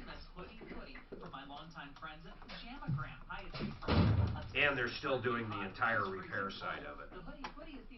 Maybe it's changed hands a couple times at this point. Yep, they sure are. They're good and they're gold. TrueView windows and glass. With the number. They're also backed by a 100% lifetime guarantee. And delivery by Christmas is guaranteed, so you risk nothing. Want more? Pajamagram is celebrating 10 years of Well, I don't know how so right now for a Pajamagram limited time, survives. You can walk into Costco and buy beautiful pajamas in any way for like $8. Go to pajamagram.com. How the fuck? I know. SAVE10. That's pajamagram.com. SAVE10. They must make enough over Christmas sales to cover the company. Well, and Valentine's Day. Or just the name, they get a package, you got a nice box. Yeah. The other side will always try to make you feel greedy. You got to be pretty lazy though, because you wait till the last few days and like, oh shit, what am I going to do? Then you get the Pajamagram. Something you can never do on your own. John Fuller will fight for you. No one gave a lot of thought to Pajamagram. It's the last ditch effort. But it's better than nothing. You think so? I think that's a good point. I never thought of it like that, What? but you're right. That it's the last thing that you can get. You can say, hey, they can probably ship it overnight. Like I say, it's better than nothing, right? And it also says, hey, I want to And they only bang advertise as well. during Christmas. I want these off. I think they only advertise. In other words, take your clothes off and put these on. Well, it's the same with Victoria's Secret sexy lingerie. As soon as you see your wife in it, you want to take her out of it, right? Yeah. That's kind of funny. Victoria's was a slutty one at first, and now then it became mainstream. What did? Victoria's Secret. Yeah, right. Even the bags. It was just a slutty magazine. Fredericks of Hollywood was the slutty. Oh, you're right. Aren't they How do you going know to- about Fredericks? Because I used to see the whatchamacallit. But you're right. That was. I always liked the Martha Stewart's catalog. These hoodie footies are dreadful. Oh, look, he's trying to find a last-minute gift. Yeah. They're $79. How about the, what's that big thing they put on that's like a blanket with a hole in it for your head? These are $79. Yeah, it's like a poncho, but it's like Right. a cozy. Oh, yeah, that's our, what did you call it? I don't remember. I know what I'm talking about. It was like a bag. It was like a little sleeping bag. It's like 1995. As seen on TV. What the hell was? They have Chia Pets again for Christmas. Chia Pets have they've been in Walgreens forever. And they ain't cheap. No, they're like $20. Yeah, I know. They got one that's a Mulva. Hey, what? Mulva? What's a Mulva? That's from Seinfeld. Seinfeld and stuff. Just couldn't remember her name. Remember a Chia Pet that's woman's anatomy. Right.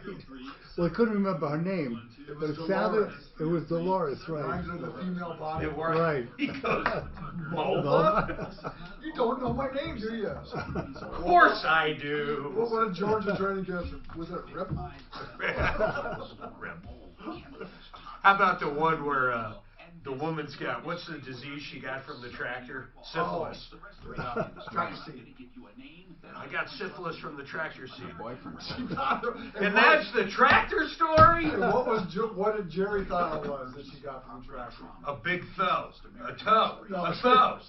She got her thumbs ripped off. And one of her thumbs is actually her big toe. Funny enough, I have a brother-in-law that's got a real toe. Honest to God, man. He lost his hand, they cut his big toe off, and it's right on his hand. Whoa. Fucking funny looking. Does he walk with a limp? Hi, Tom Martino here, 303-713-TALK, 303-713-8255. I want to make some programming notes going into the new year. We do want to have local music as much as we can on our bumpers, so tell bands locally to send music or send links to their music and give us permission in an email to use it. And we will use some bumper music and stuff from local bands, and we'll from time to time give you credit. It's fun. It's really fun. I used to do it years ago, and local bands have some pretty good stuff. Then we'll take a section of it that'll make a good bumper. Or if you want to just make bumpers, that's cool too. Okay, so Pat, what's going on with you, Pat? Welcome. Hi, Tom. Hey. Well, I got a couple demo songs I like to lend you for your bumps. They're cool. Just sitting around collecting age. How long ago did you write them? Yeah, 10 or 12 years ago. Yeah, And, it's funny you use that expression. We used to use that expression, demo, because we would do a demo tape for the people to try to get it sold. And right. Did you do them in your own home studio? Nowadays it's so incredible what you can do with your own equipment. Yeah, no, I did not. I'm an IT idiot. I let somebody here in Arvada do it at his home in his basement, and he has a real professional, excellent studio. Do you have them online where we can download them? If they're still on CD, baby. Oh my God. Yeah. What's that? CD baby still around? Huh? I said, what's a CD? Oh, maybe you could transfer it to an 8-track and send it down here. Oh my God, really? The CDs obsolete now too? Oh my God. Oh yeah, CDs are pretty much obsolete. Well, ever since Blu-ray came out in the early 2010 or 11. So what do you mean? Because Blu-ray, that's a DVD, right? He's talking about audio CDs. I mean, they still sell audio CDs new, right? Are most songs downloaded? Where do you buy a CD? Oh, you can go to Twist and Shout and buy a CD. A brand new one? Places like that. I mean, are they published today? New ones? Oh yeah, absolutely. So okay. I don't think they don't sell that much. The music business, vinyl is the one that's growing the most right now. What is vinyl? Vinyl actually is growing more. But they're growing the most from what? I mean, that's just a novelty more than anything, a throwback. Hey, listen, Pat, send us a CD or two. Okay, I got my last two. Hey, maybe when you got one, you guys got a CD burner? You can burn 10 of those suckers off for me? CD burner. Listen, why don't you just put it on MP3 and put it on a Dropbox? Do you know what Dropbox is? No, I'll have to go to the library and let those brains Pat, you don't own a computer? No, I don't. I could go to the library. How old are you? Guy's killing me. The library, CDs, Dropbox. What? How old are you, Pat? I'm a year younger than you. Okay. And you go to what's called a library? Oh, boy. Yeah, like I said, I'm a caveman. IT caveman. My God. Do you go to a library? Now, in his defense, I never seen a grown man so upset over having to throw away RCA cables like you think they're going to come back and replace HDMI or something. No, I hate throwing away stuff, period. Yeah, but you had like 80 of them. I'm a minimalist to begin with. And, I don't have clutter in my house and my life, but I had this toolbox with cords in it. They were very well organized, but there were some old ones in there. And here's the deal. That is a hoarder, though. Honestly, you might be a neat hoarder, but that's still hoarding. No, it's not hoarding in that there's not a lot. I mean, there weren't a lot. Okay, Deputy Dan, how many RCA cables were in his thing? Oh, there was a bunch. About 10 sets. And here's the thing. I'm anything but a hoarder. In my house right now, I mean, you go through every nook and cranny and drawer and closet. I don't have anything. I don't own a lot of stuff on purpose. I don't like it. But what I do have is organized. The point about cords, I don't like when something goes obsolete, and it doesn't mean that I want to keep it and hold on to it for me. But I feel like, can someone use it? It almost feels wasteful to just throw something out that's completely good, even an RCA cable. Because somewhere there might be people, I don't know, does anyone use anything old anymore or not? I mean, like, for example... What would you use that for, though? I don't know. Do people have old systems, like, for on purpose? Like old turntables, people wish they still had their old turntables because now turntables are coming back. I would like to do anything, I'm not talking about keeping them for me, but like just waste. I don't like waste. I hate waste. I get a bad feeling. Like when I have a perfectly good laptop, I know it's outdated. You know us, all that crap we have. You can't even give it away anymore. You can't. You just have to throw this crap away. And I just wish there was a more efficient way to do that. And you got to sneak it into your trash because the trash companies won't take it. So you got to bury it with other stuff. Now, Juanita has a drummer joke. Juanita, what's your drummer joke? Hi there. What's the difference between a large pizza and a drummer? What? A large pizza can feed a family. Oh, I love it. I love drummer jokes. Ouch. That's good. Hey, let's do this. Let's talk about the Insurance Help Center coming up. I want you to call there if you have insurance and you want a free checkup, free second opinions on this. And they'll give you a number of options. I'm really anxious to see what deals they found. 303-771-HELP, which is 771-4357. More coming right up. Now, Impact Traffic.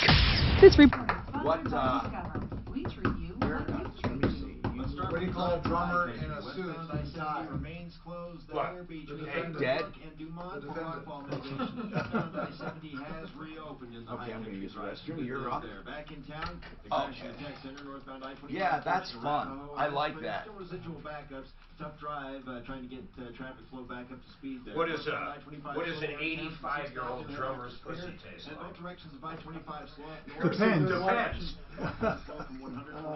See how I took one and modified it into another? Sunny today with a high of 55. Right now, He's going to trademark that joke, Dan. impact traffic. How do you get a drummer off his porch? How? Want to hear something Pay him amazing? $10 for the Discover pizza. matches on cashback balloon at the end of your first year automatically.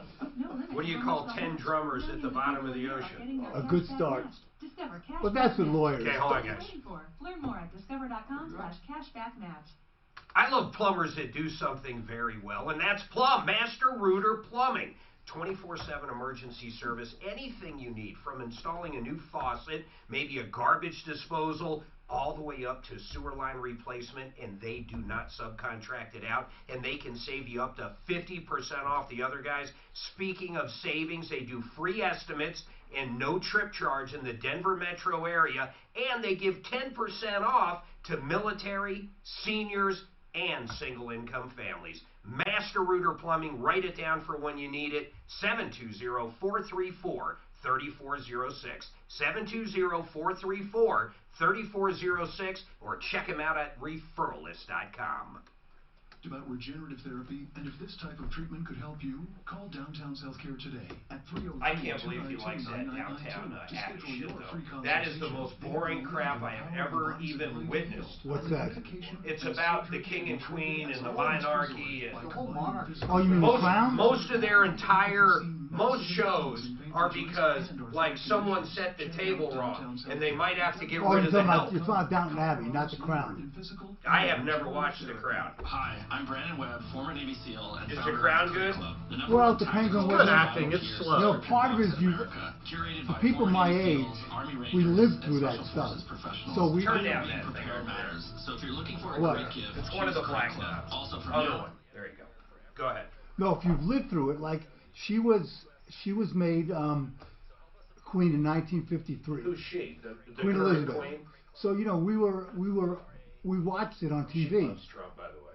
So you know, we sort of grown up. It's history, you know, our whole thing with Churchill and Wilson and all these. You know, anything you've lived through is interesting because you're getting a different perspective on it. With like Churchill in World War II, though. No. But her relationship with these people, with the different. I find it. I'll be straight. I find it almost disgusting there's still a monarchy. I agree with you. You're born it's special. utterly ridiculous. It's fucking stupid. We don't taxes that we they don't pay understand to support their and all the country. wealth they in nonsense. today's thing, it's really bad. But how come the Me Too movement and all these fucking other movements don't go after these freaks? Because the British people love the monarchy. I know, but what I'm saying is the just British dumb. people in general don't It's saying take care of something their because king. you were born, you're automatically better than. But that's why we had the revolution. That's why Americans don't understand Well, they're not the only monarchy. country with a monarchy either. No, but Americans don't understand the concept of royalty. But what is the concept? Tell me what. No, he's saying what's the valid. You're saying what's the valid concept of Talk to somebody who's British who goes with it. I don't know. But there is no concept. It's just because it's inbred. I don't understand why all the do-gooders don't go after the monarchy because it's bullshit. It's crazy. What are you talking about? Why English the monarchy. people Think about it. like because you're born into this family, you're special. No, it sucks. It's fucking stupid, The idea of a but monarchy, these people love it. They live off the fucking people. I mean, and they live an extraordinary life. No, but we're trying to say, they're rich. why do English people still like the monarchy? Yeah, why do they? That's what we're saying. Because they're inbred. Well, the monarchy is inbred. No, it used to be. It's not anymore. No, they're marrying paupers, if you will. But what's really amazing is that it costs like an extraordinary amount of money, and then these assholes. Why do they do that? Well, it almost bankrupted the British government. They wave to you. Yeah. And they have no power. Yeah, you got to wave right though. Right. No, but think about this. That fucking Prince Charles and all those guys, it's like, hello, little people, and they're fucking chipping in for your life. I know. Right. Just because. But they love the Queen. And they have really no purpose anymore. They love They Queen don't Elizabeth. rule shit. They love. I'm telling you, they love Queen Elizabeth for some reason. Well, because she's an old broad, everybody likes. The longest running monarch ever. Yep. She was in her 20s. She was coronated. You know, we've come. No, we don't technically call it. We do it differently, but you know, the Kennedys. Fuck, man. I mean, they were looked at as royalty. They were. They were also criminals. And they were murderers. Not really royalty, but elite, social elite we have. Definitely elite. But only the liberals aristocrats could embrace people right. like that. Ted Kennedy, how could if he would have been a conservative, they would just demonize him. No, but even in the 60s, most people were pro-Kennedy. They loved John and Jackie. Let me tell you, killed. Kennedy handled that fucking thing with the Russians and the nukes and shit beautifully. He did. Mark. Hey. 303 Martino, real quick. You've got to remember these numbers. Write them down. 303 Martino works on and off the air, and I can't stress that enough. If you want us to take down your info, we'll call you, and what will we do? We'll call you back, get you on the air. Now, let's give some examples of savings at our Insurance Help Center going on till 4 today, 303-771-HELP. You got it. I didn't have my mic on once. I am really losing it. Okay. No, I'm not. God, you had me going.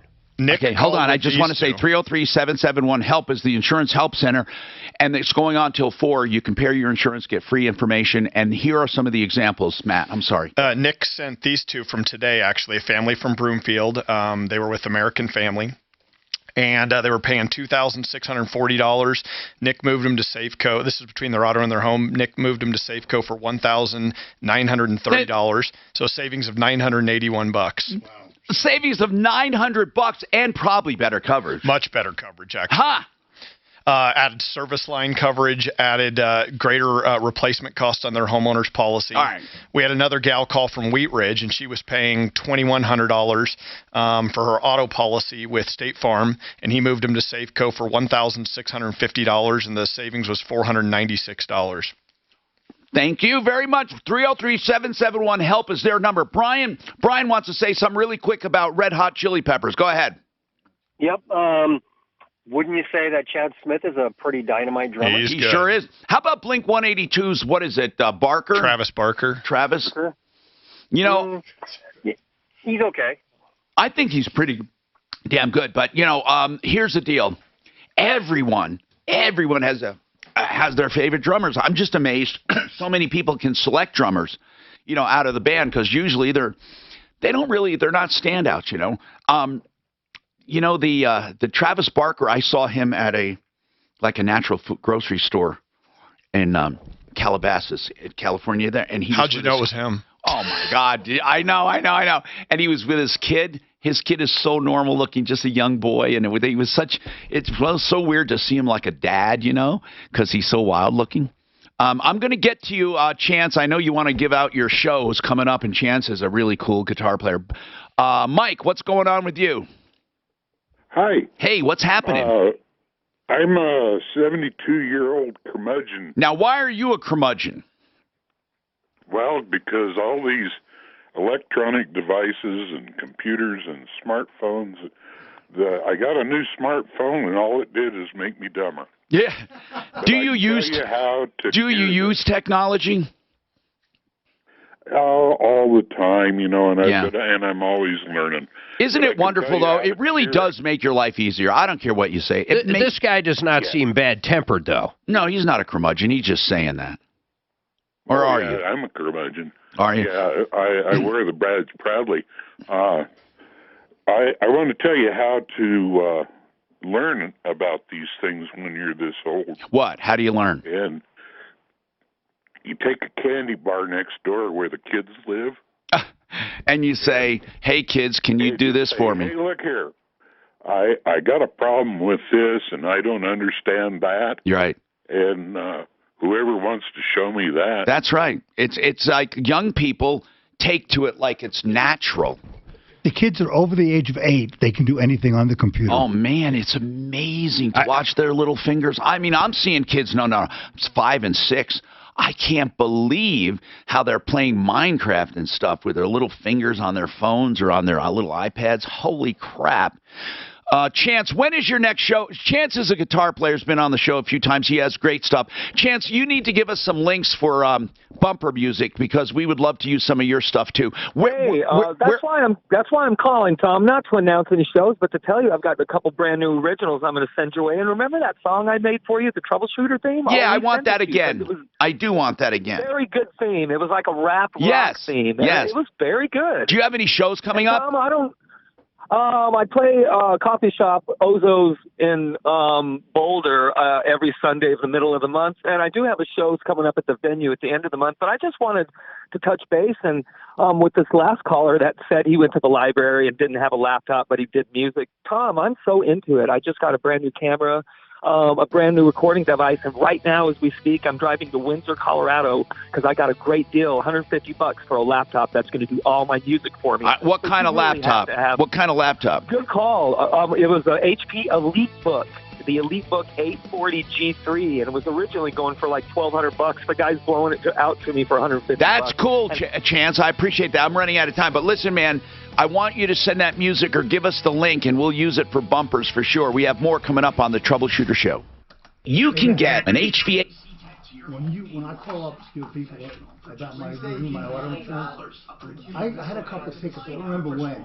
Will they be able to look it up? They'll pull them up for you. They'll pull them up for me. And then what they might tell you is they say, look, you need to hold out till June, and that's when you shop it or whatever. Okay, because I don't remember when I got the ticket. Yeah, they'll pull that for you. Okay. Because we were arming people to go invade Cuba. I think the reason Russia actually moved that stuff is because we were setting up nukes in, where were we? Turkey, wasn't it Turkey? Was it? I think it was. Yeah. That was their retaliation. No, you mean but it still has nothing to do with the fact that he drew a fucking line, and unlike Obama, I agree with that. He fucking handled that extremely well. That was called the quarantine or whatever? Well, he set up the blockade. Yeah, the blockade. And what happened was at the last minute, like you said, he talked to Khrushchev, person to person, and they said, all right, if you stop it, we will take our intermediate range out of Turkey, but we're not telling anybody. He said, we'll announce this later on, but you turn your stuff around, take your stuff out of Cuba, we'll take it out of Turkey, but we're not going to do it as but we're not going to do it as a quid pro quo. We're going to do it later on, and we'll do it, and so it won't. And they took it. Of course, nobody wanted a nuclear Armageddon. Oh my God, it was right there too, man. Right there. I remember riding out of my friend's Dodge convertible, getting drunk, thinking this is going to be the last day of our lives. So his brother. So did half the Congress, the more I read about her. What's that? Marilyn Monroe. She got around a little. I felt bad for her too, man. I watched a little movie thing on her. Of course, they used and abused her like a rag doll. Yes, they did. Sad. Yes, they did. Judy, though, I'm telling you, if you haven't seen that movie, I wish they showed more of the Wizard of Oz when she was a kid. Because is it a documentary or is it a? No, it's a movie. It's called Judy. It's really fucking good, man. When was it made?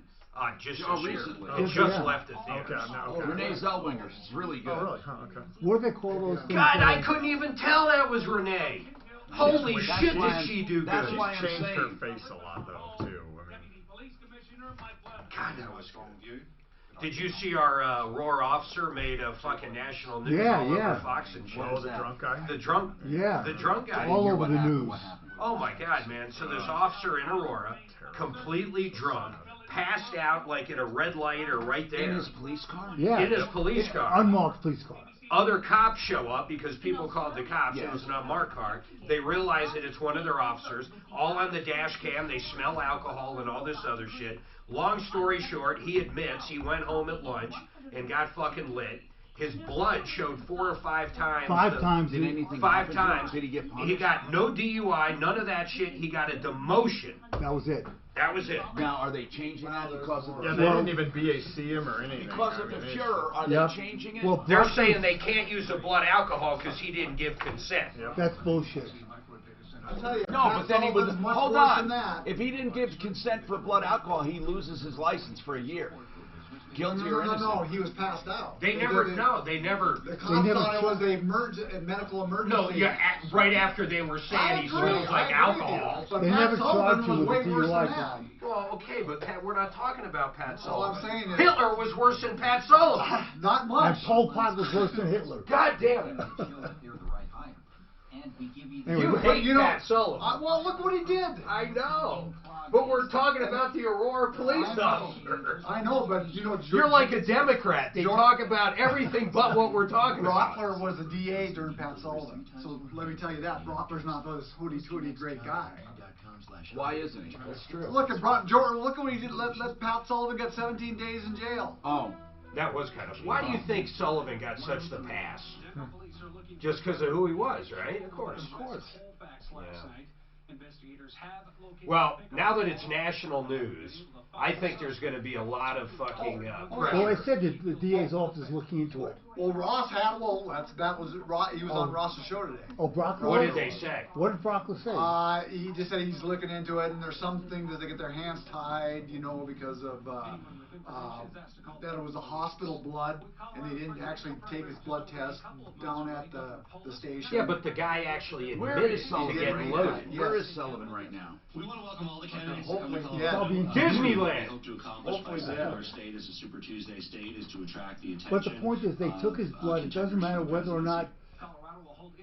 But there's a lot of it wasn't held in quarantine and all this stuff. Right. Oh, you mean chain of command? Right. So it's the.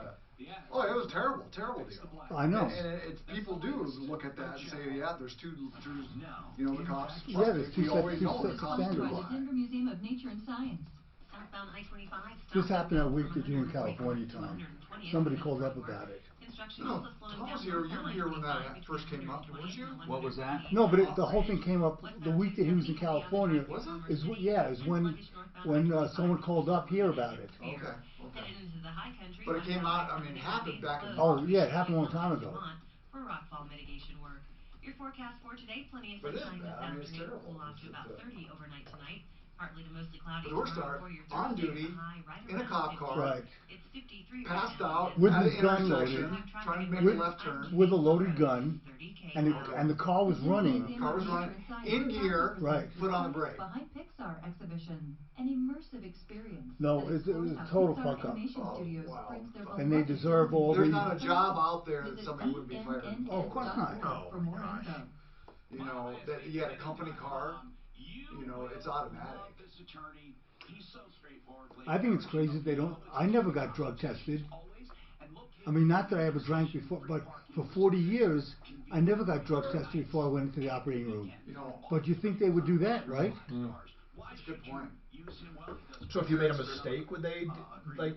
No. Because like with pilots, they do that. Man, anything. I mean, they test you immediately after that. They never drug tested doctors. In the company I was in, if you had any kind of an accident, they automatically drug test you. Any type of Well, the thing is, because we're basically, it's, you know, if you're a pilot, you got 300 lives at risk. If I was doing something, it was one person, and they could sue me, but they never. I don't remember ever hearing about somebody getting drug tested. But I wonder if someone thought, if some nurses thought they were drunk. Oh, or, yeah. You know, would they have? Yes, they would have. I never heard of one person getting covered up who shouldn't have been. There was no thin blue line. Thin dot line. There wasn't. I mean, if we thought someone was a fuck up, we Well, there reported. kind of is. There kind of, in malpractice, there's kind of a line like that. Nobody wants to testify against another That's doctor. not true. Well, they got to go out of state, I thought. No. It depends on how egregious it was. You come on here with John Fuller's on there, and he'll tell you. Hi, I'm Tom Martino. Welcome to the show. We got so much going on. All you have to do is call. First of all, we're going to save you money like we've saved tons of people money. Hundreds of dollars a month sometimes. All you have to do is call our insurance help center. Compare the coverages you have, and they will take a look at it and, honest to God, objectively tell you if it's a good deal. And if not, they will offer you alternatives. No obligation whatsoever, but boy, is it eye-opening. We have some great examples of savings. Now, about 15% of the time, you might just stay put, and they'll tell you that. This show has taken a turn, but we've been talking about entertainment, and then it branched off into bands and songs and drummers' jokes. We've been talking about all kinds of stuff. Whatever is on your mind, this is the place to go. Really, it's the only place that really talks about everything or nothing in particular. Life as it happens. Like Seinfeld, we talk about nothing. Oh, that's right, which means everything. And it's help, information, referrals in all walks of life. John, what is happening? Welcome to the show. 303-713-TALK. 303-713-8255. And we, as I said, are going to listen to this problem and find out what we can do. And I don't want to labor this too long, but I want to tell you about the hormonebros.com. And I just started thinking my pellet is coming due. It lasts about 4 months for me. Some people it lasts 6 months. You can get testosterone and estrogen and thyroid with a BioT treatment through the hormonebros.com. They're good people. Hey, man, what's going on with your accident? You're saying nothing is going on right now, John? Yes, Tom. Thanks for taking my call. So when was your accident, John? When was your accident? October 26th. Somebody wrecked my car.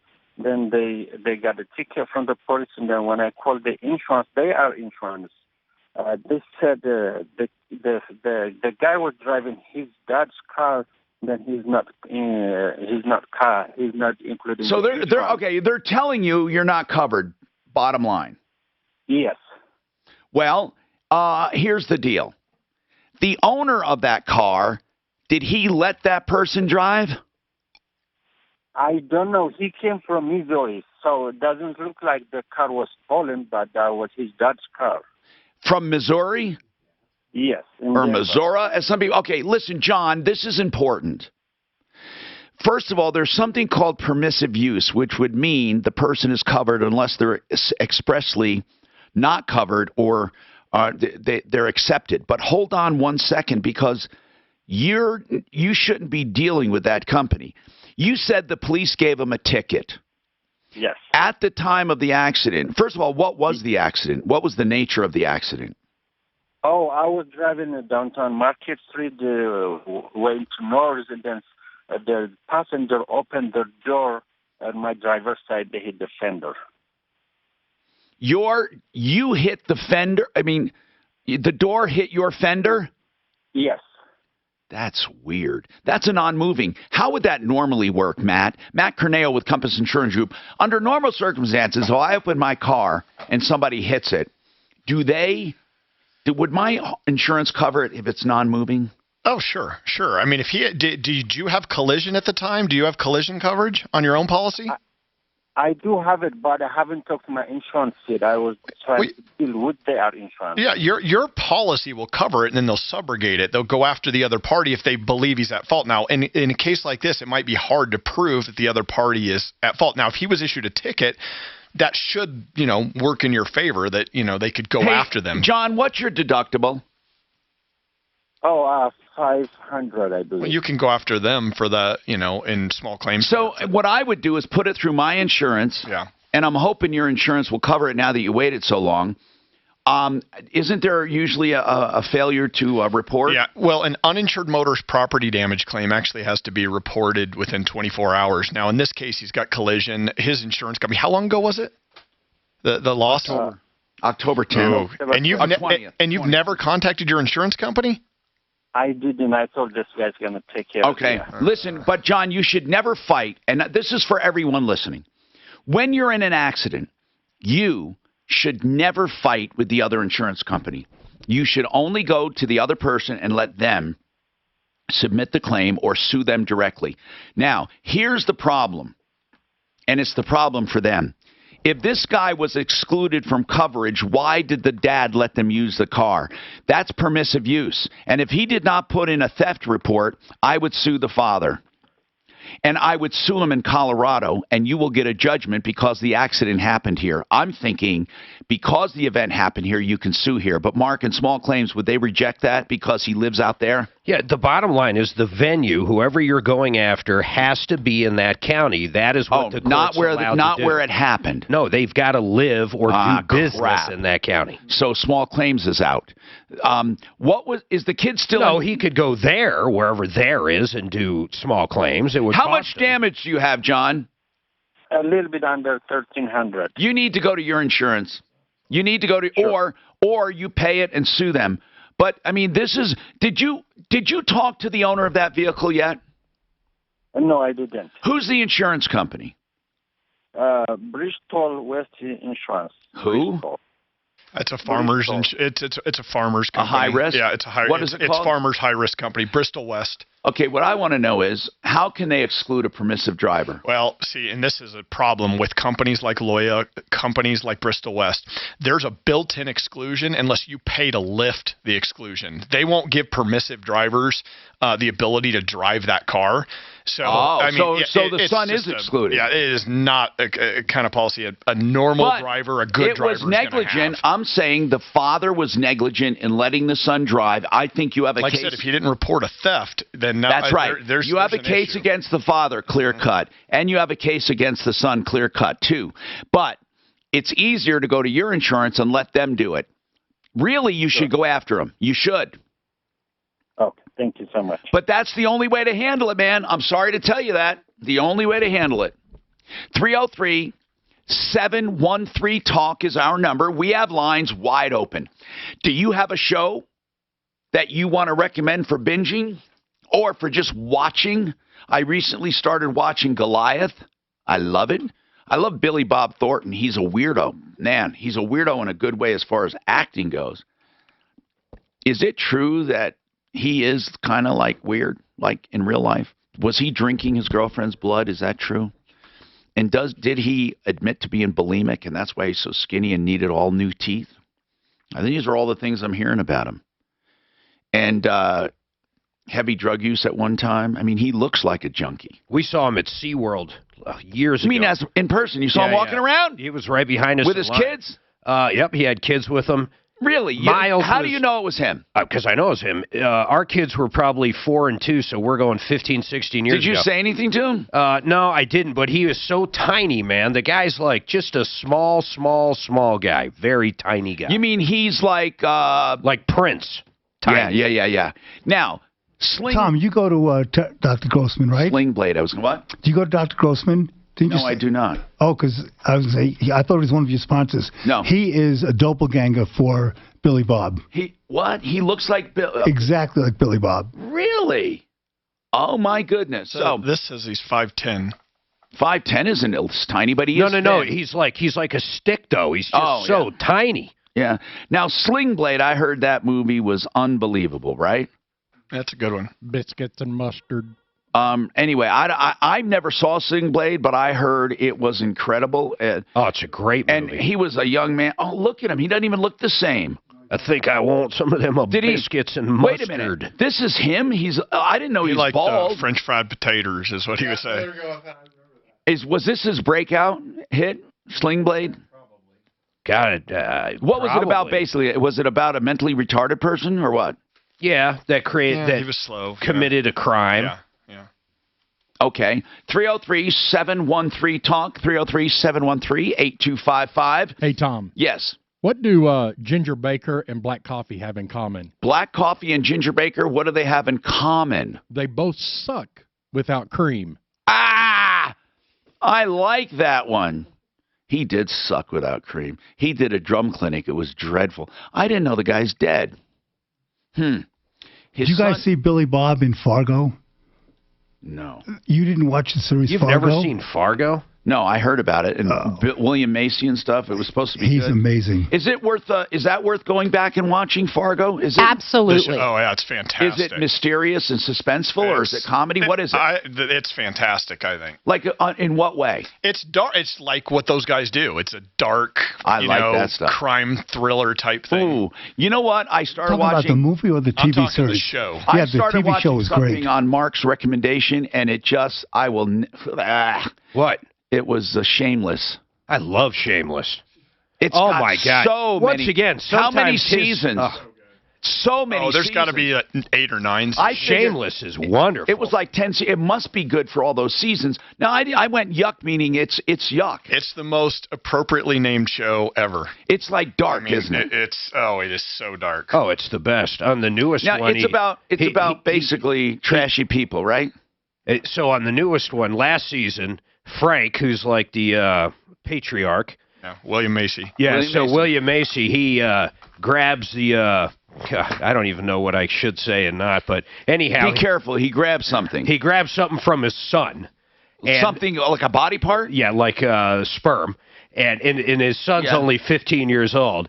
So then he sells it to this place for money. Oh. And then this woman ends up pregnant with it. Oh, no. Yeah, so I mean, that's Shameless. It was his girlfriend's babies. That's right. 303-713-TALK is our phone number. Now, if you're just tuning in, may I just say this? I'm a consumer advocate, and we really do help people. We get directly involved in your life, seriously. If someone lied to you, cheated you, ripped you off, if you think that you need help with something, we really do want to help you. Now, we have fun. And I'd also like to go back through the year, and we're going to do this more on our New Year's show before New Year's, but I want to start compiling the biggest ripoffs of the year, the categories or actual problems. I'd like to do that.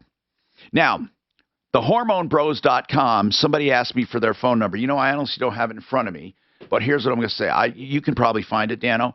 But The Hormone Bros or Hormone Bros, either one. TheHormoneBros.com. And what's that number, Dano? 720. Yeah. 361-2302.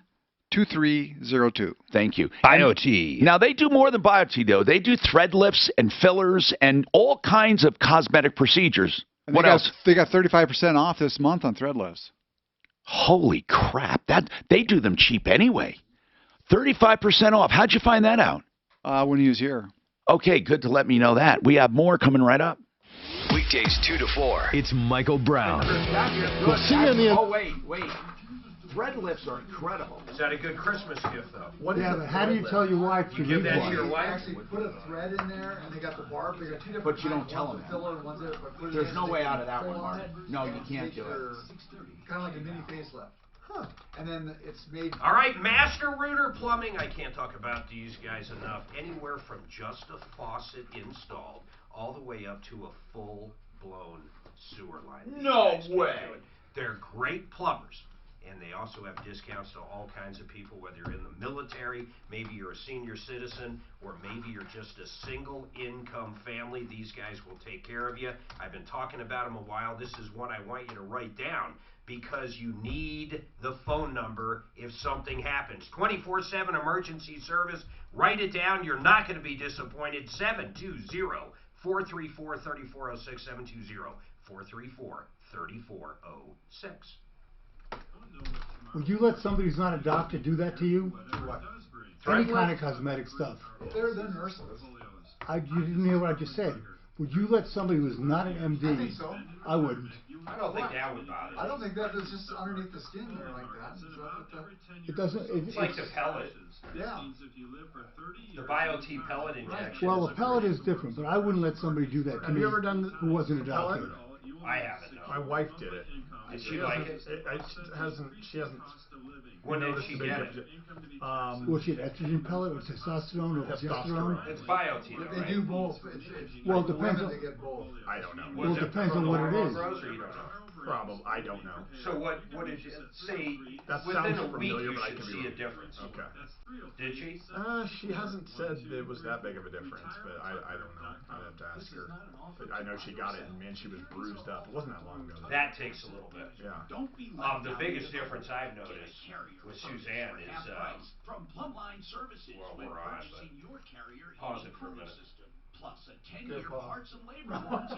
10 Years, not to mention Plumline's 100% satisfaction guarantee. With Plumline, you get their commitment to faith, ethics, character, excellence, leadership, and stewardship. And you can't put a price on those. For heating and cooling, turn to the experts you trust at Plumline and Carrier. Hi, I'm Brandon Webb, former Navy SEAL and founder of the Crate Club, the #1 tactical and survival gear subscription box in America, curated by former Navy SEALs, Army Rangers, and Special Forces professionals. I know being prepared matters, so if you're looking for a great gift, choose Crate Club. Also, from now until the end of the year, for every annual crate plan you buy, we will donate a crate to a U.S. active duty service member. So help us support the military community and give the gift of Crate Club today at crateclub.com. That's CRATE club.com. Premium kitchen countertops, beautiful granite You're not going quartz. to take We're getting a new medication, sleep number CBD. bed, man. Okay. I'll let you know. Tom, was I'm all the sore. worst sleeper. I'll bet you I'm as bad as you are. But you've got I can go to sleep, success but I with. wake up. See, that's my problem. I wake up like 4 times a night. Is it the piss or just wake up? No, just wake up. A little bit of both, but Well, usually but just you don't wake up because you gotta pee, Yeah. but you probably go pee after you Yeah. wake up. That's how I yeah. am. That's how I am. Yep. I think I'm hoping this mattress solves it, but we'll see. See, we bought new beds, all that. Yeah, but this thing I've got an adjusts oral as you device. move. I mean, You don't think you're Sleep apnea. well, I've got an oral device for sleep apnea. Oh, You do that's sleep his apnea? problem. Yeah, Then, is and it still, it doesn't. I mean, it hasn't helped. Well, you've had success with CBD, right? it's better. Well, you It's ought much to try better. it. It's I can go back to sleep after I wake up. Right. I still wake up after 4 or 5 hours. So I can go Listen, back to all sleep. you need is a fucking pint. A pint of Jack Daniels. No, Right Chris. before bed. No, Yeah, but you you don't wake sleep up. well. Yeah, you don't don't get get rid of You weight. go of to- that. Right. You wake up. That's not sleep. That's being knocked out. That's right. There's a You big will go to difference. sleep. You will go Big to difference. sleep. When I drink, oh man, I don't sleep well. Yep, that's it. Right, it fucks up your REM sleep. I mean, I fall asleep easy, and then I'm Yeah. And then when you it's wake up, terrible. you're Because up. you're not really Yep. sleeping. You're just getting knocked Right. out. Yep. Yeah, no, I'm exactly. But I'm the the CBD, worst about it that. seems like it really is helping Okay. because I can get back to sleep. Hey, And here's another thing. It How about takes a just while. pot? How about just regular old? If you want, joint? yeah, that'll work for some people. Yeah, I have a friend that, I mean, That's how he goes to sleep. If you get Melatonin? No, melatonin doesn't doesn't. work. melatonin knocks me out. It just doesn't keep Really? me It asleep. doesn't- It knocks me out. That's Oh my god, surprising. it knocks Hey me out. Tim, Oh, you I will be tell down him we're off changing our melatonin dates within again. 20 minutes. Ambien. Yeah, but I don't want to take any meds. I don't take any medication at all. I think that's on for like 2 years. Other than when it's closed. we've We got. haven't changed our days, right? We've got a couple more changes. Oh, we he's gotta just make. pissed. He's trying to. 6 days, maybe 7 or 8. Going for the evening. He's trying to bullshit you. We were gonna go for 10. 10. Since the month of January. Actually, January. I loaded 48. 48. That's done yesterday, and that's just for the 3 days of Christmas. We still got 4 days for New Year's. So if you're gonna take any more days, just let me know. Okay. We'll email you. Talk station, 630 KHOW. Hey, ask Ugly Ed, how come he's not playing any Hanukkah music as a, Is it Hanukkah? it's the same as Christmas, Hi, yeah. I'm Tom Martino. You're a troubleshooter. Where do you get the most bang for your buck with entertainment? Netflix, baby. Prime Video. And then what about... Oh, I agree with Doc. Bang for the buck. Prime is free, and everybody's got Prime anyhow for the shipping. What about the local comedy clubs? What do you do? Anything? I go over to Comedy Works probably 3 times a year tops. Is there such thing anymore as a nightclub? What does that mean? Don't Dancing? know. Anybody go out? What's wrong with comedy clubs? It is so profane that the comics have gotten to the point where all they do is talk about profanity. Would you hand Doc those tissues? Not all of them are. And it just, they think that if you say a dirty word, that it's funny. Well, there's truth to that. There's some comedians that can be very funny I love dirty the new words. comedian, relatively new. He's not new, but Sebastian Mulla, whatever, blah, blah, blah, Italian name, a long Italian. I should know his name, but look him up. Have you looked at his routines on Netflix? I haven't. Brian Regan's Who? I think great. it's Brian Regan. He's Mormon not, guy. Yeah, he's not dirty. Doesn't say one cuss word. He's funny as hell. Really look up funny. Sebastian, this Italian guy. I mean, he's a funny. How about Andrew Dice? How about the Dice Man? He used to be. I don't know. I mean, he has the Showtime show. He's right actually a good actor. You know, it's pretty funny if you've ever seen Jeff Dunham, the ventriloquist. Oh yeah, I've seen him live. He's amazing. He's funny. You know whose comedy I got know old who you're for talking me? about. That Sebastian Maniscalco. Sebastian He's really funny. Maniscalco. He's funny. He is funny. And then you know whose comedy got old for me is Foxworthy. I used to like him, but then I can only take so much of that. Yeah, him and that cable guy. Anyway, what's going on with you, Dave? Hey, how you doing, Tom? Hey, you talking about movies? Yeah. Have you seen that movie on Tubi channel by Netflix? What is it called? Playground. No, what is it about? Movie. What is it about?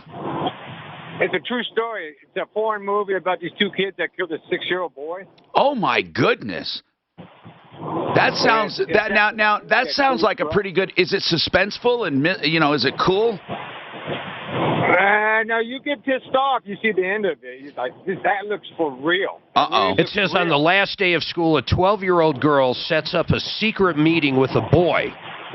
The intimate talk quickly spins out of control, leading to an unexpected ending. I don't want to get pissed off. I don't like movies that piss me off. I get pissed off enough in life. Is it in English, though? Yeah, they got the little transcript down underneath it. Oh, I couldn't do it. What is that movie? That one movie I started watching that won a lot of awards, it pissed me off so much I couldn't watch it anymore.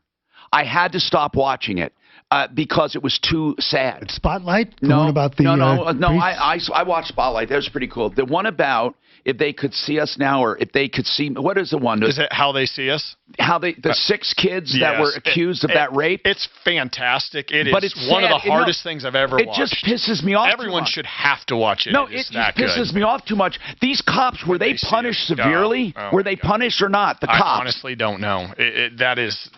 That one. Oh, that movie. Wow. I mean, I started watching it, and I thought, I can't take it. These little boys, the actors were so good. Oh, the actors are amazing. And it really happened. I mean, these guys were at the award show, and they spent how many years in jail? It was a long time. Yeah, I have no clue what you guys are talking It's about. called about When They See Us, and it's about these a rape in New York City. African-American boys that get wrongfully accused of raping Well, a white woman. The Central Park ones, right? That's right. Yeah, okay. Isn't I there remember a controversy on that? Some people think they were not guilty. at all. No, not at all. Not on this one. Not at all. And they have a follow-up, Tom, where Oprah interviews the 5 guys, and they talk about their life afterwards, and like one of them says his life is still destroyed. Well, He's of never course it recovered is. from Of course it is. I mean, it's something else. They spent all that time in prison, but it's wrongful.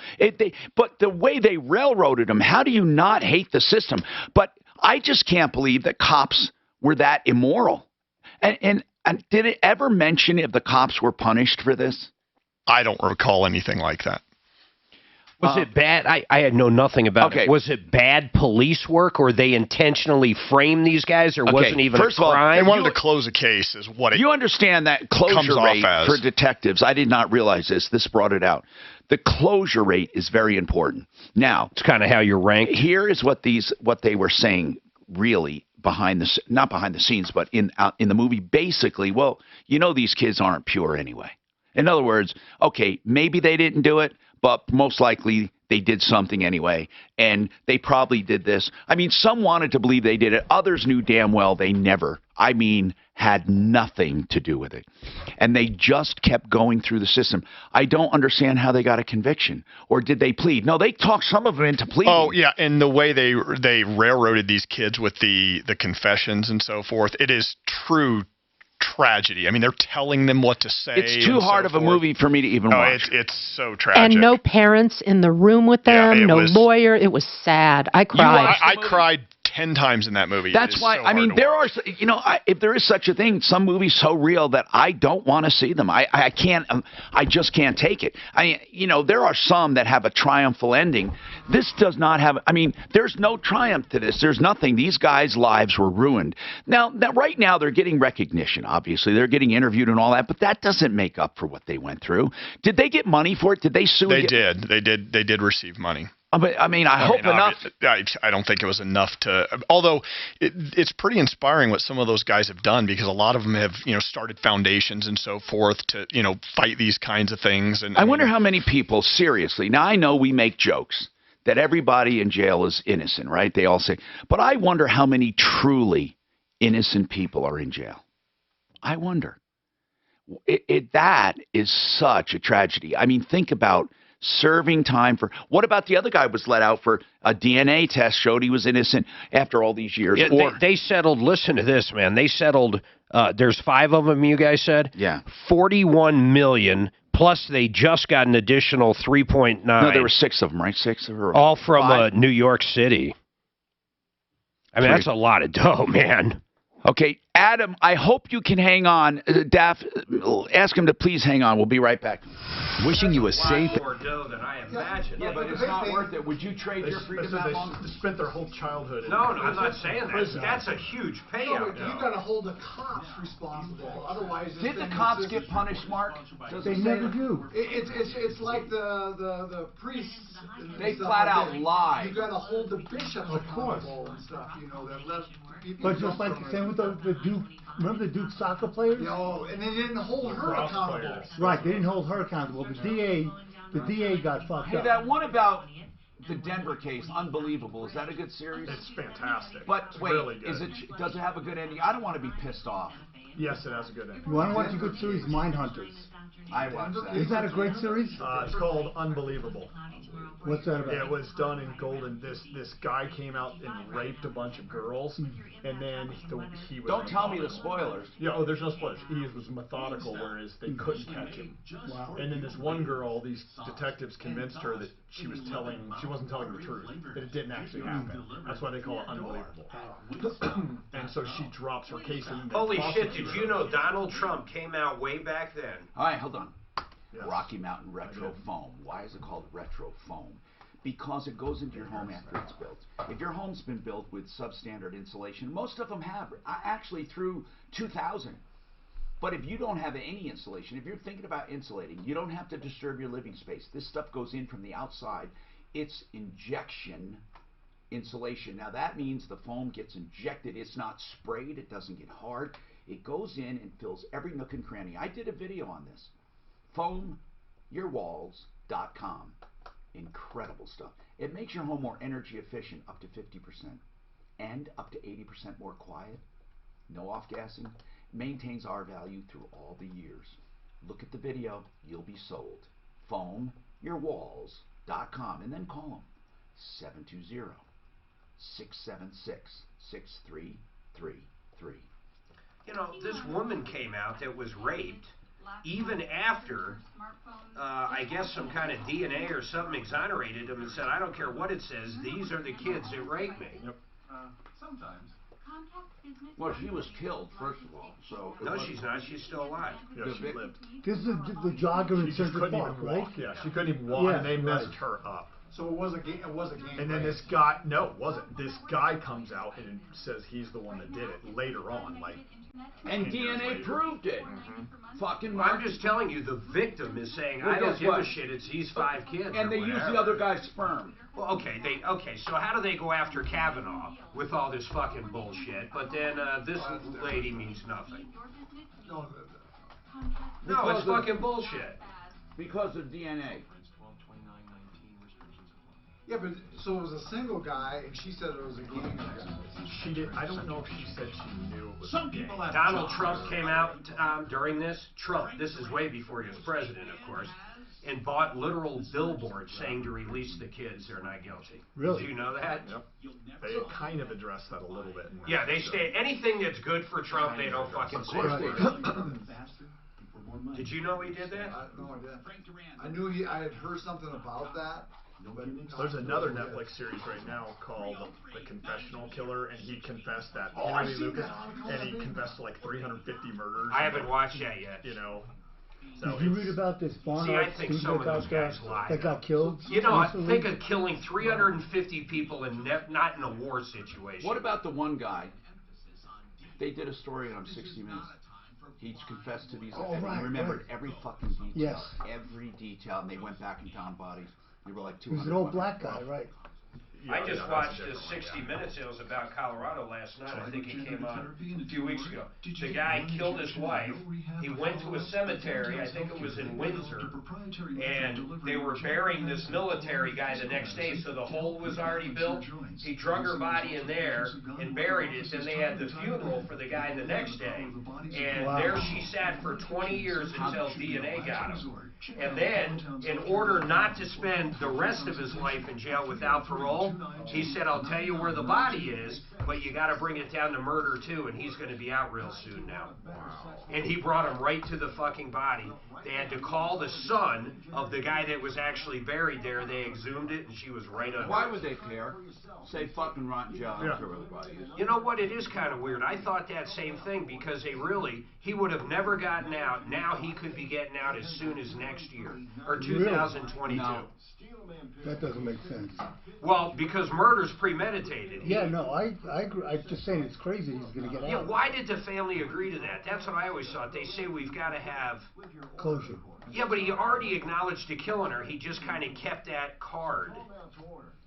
Don't know. I hope I never find out. Fuck no, man. I'll tell you. Yeah, I don't want to judge that because maybe I would want the body. I don't fucking know. I don't know. That's what I'm saying. I hope you aren't going to ever find out. Or just prove that she actually is dead. Well, he said they proved. I know he said that. But Dan, if it were you or me, I'll tell you, would you rather have death by lethal injection or spend 23 hours a day in solitary for 30 years? Manson jail, I call it. What? I just take the bullet. Just shoot me. 23 hours a day. That the Aurora Hills killer. I mean, Aurora movie theater. Think of how much you'd love that 1 hour. Nathan Dunlop or whatever. Yeah, no, not Nathan Dunlop. The guy who shot up the movie theater. Yeah, I know. He was 25 or 30 years old. Doc, where you're wrong is humans don't. You don't want to die. I don't care what circumstance you're in. I don't know. I'd go crazy. 24 hours a day in solitary for 30 years. I knew him. He was in an accident rollover. He was an attorney. He was on the show. He was an attorney, and he was paralyzed. His wife was fine. He was paralyzed from the neck down. When he woke up and realized it, he said, "Please kill me." They thought he was mentally distressed and fought and just wanted to die. He just wanted to die. And they just put him to death. Yeah, they turned off the machine.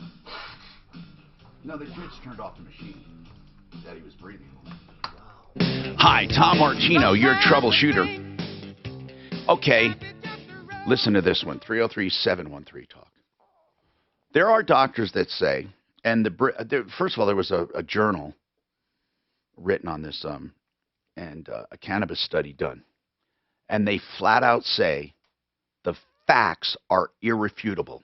Excessive use of high THC pot and concentrated oil is linked to psychotic episodes and then can turn into full-blown schizophrenia.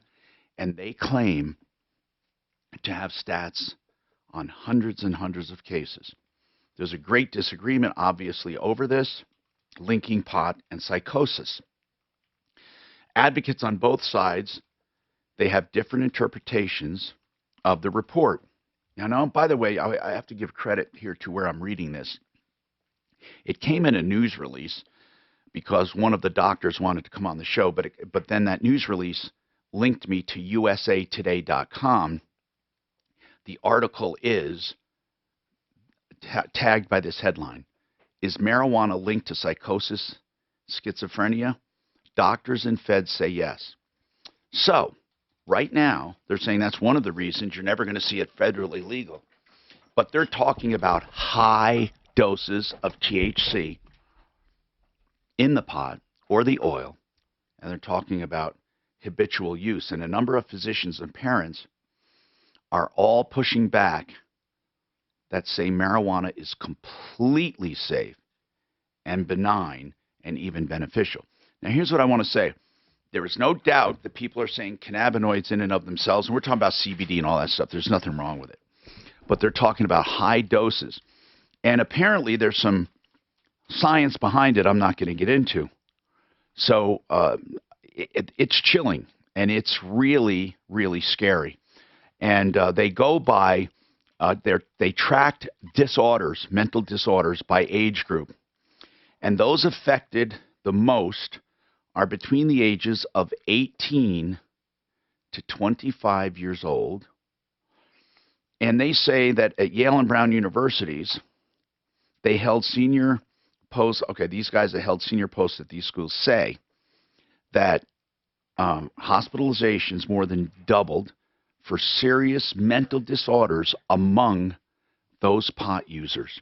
Anyway, we have open lines at 303-713-TALK, 303-713-8255. We're also doing our Insurance Help Center. Let me explain what that is.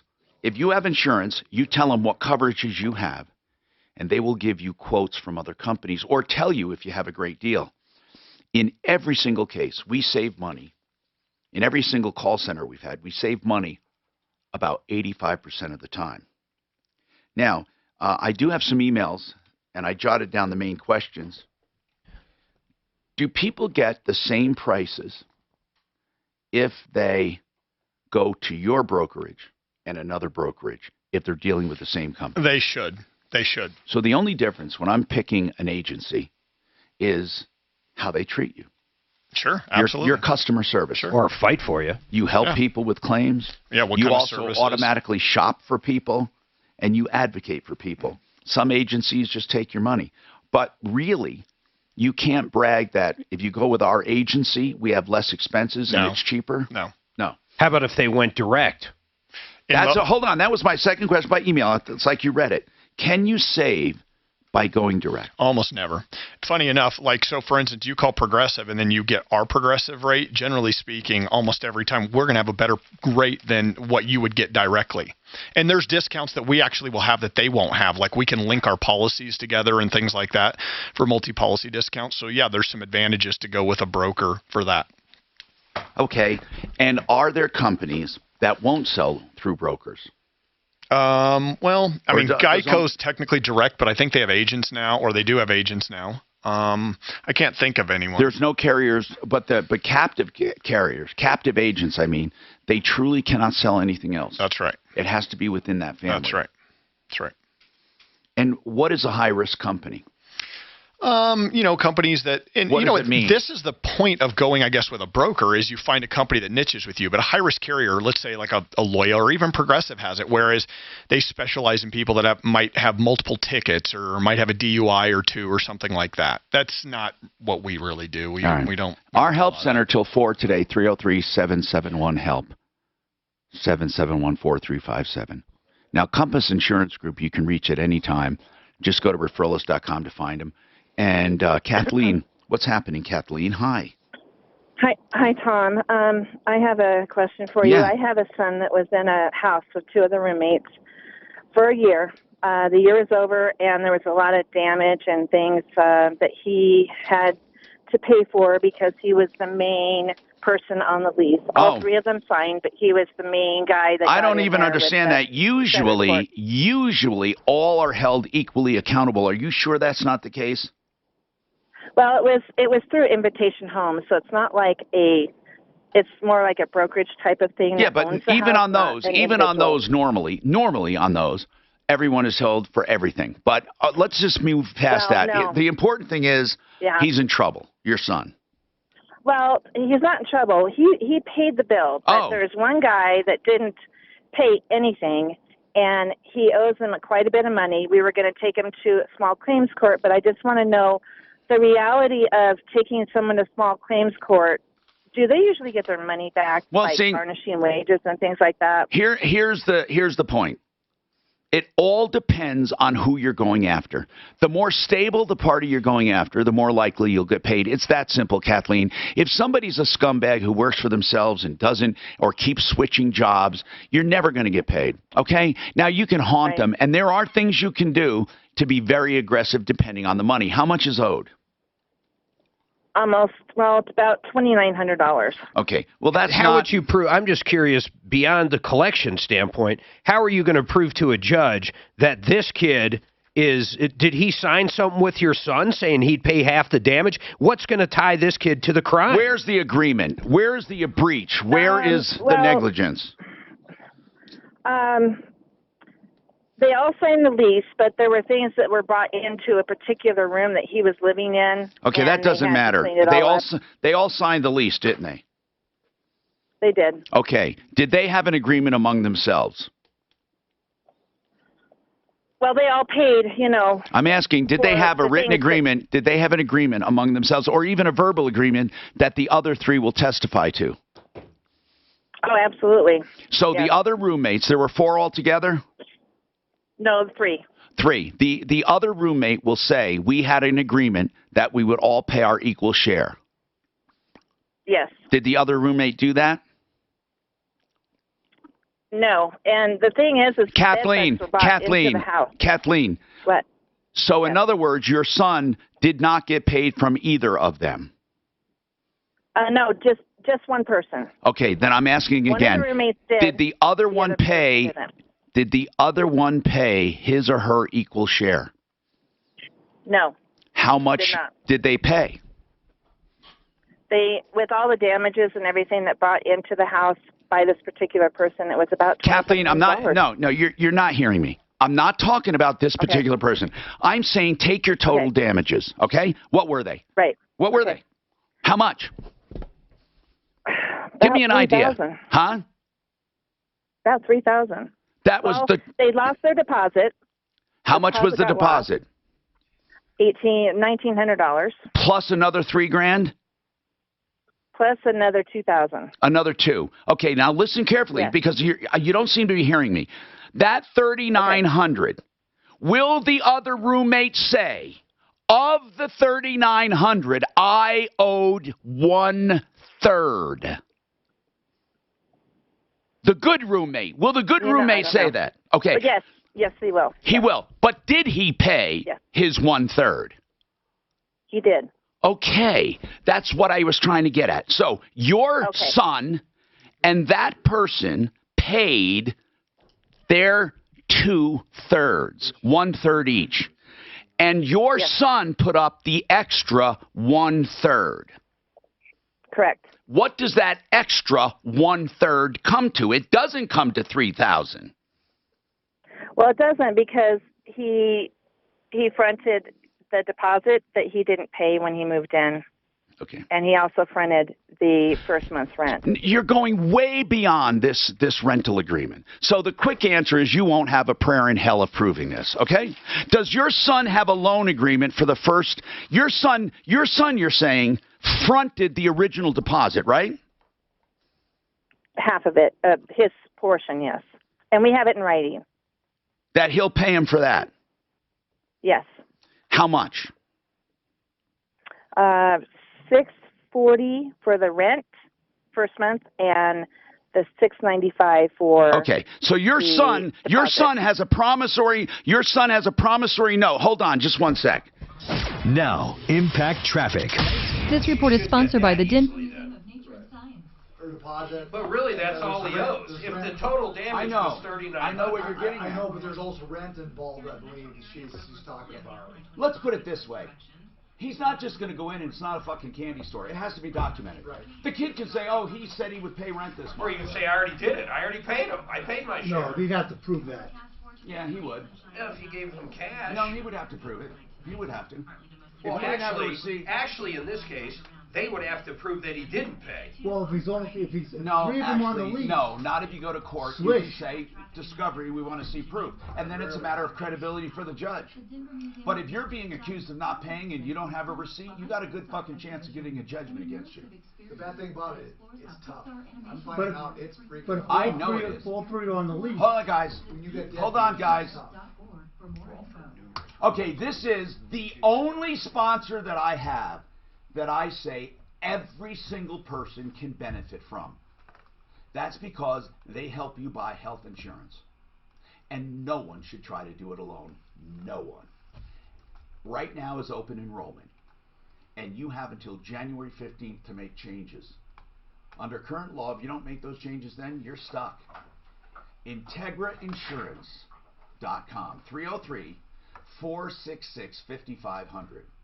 303-466-5500. The bad thing, we don't know where he's at.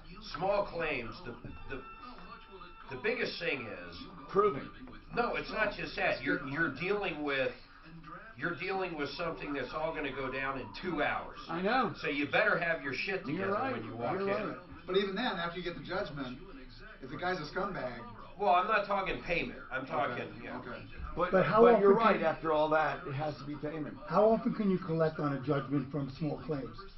She hung up. I knew this fucking woman. I've collected on every one. Have you? But it's been well, big. That's not true. Mine have always been settled. But big companies. Yeah, of course. They're not deadbeats. Right.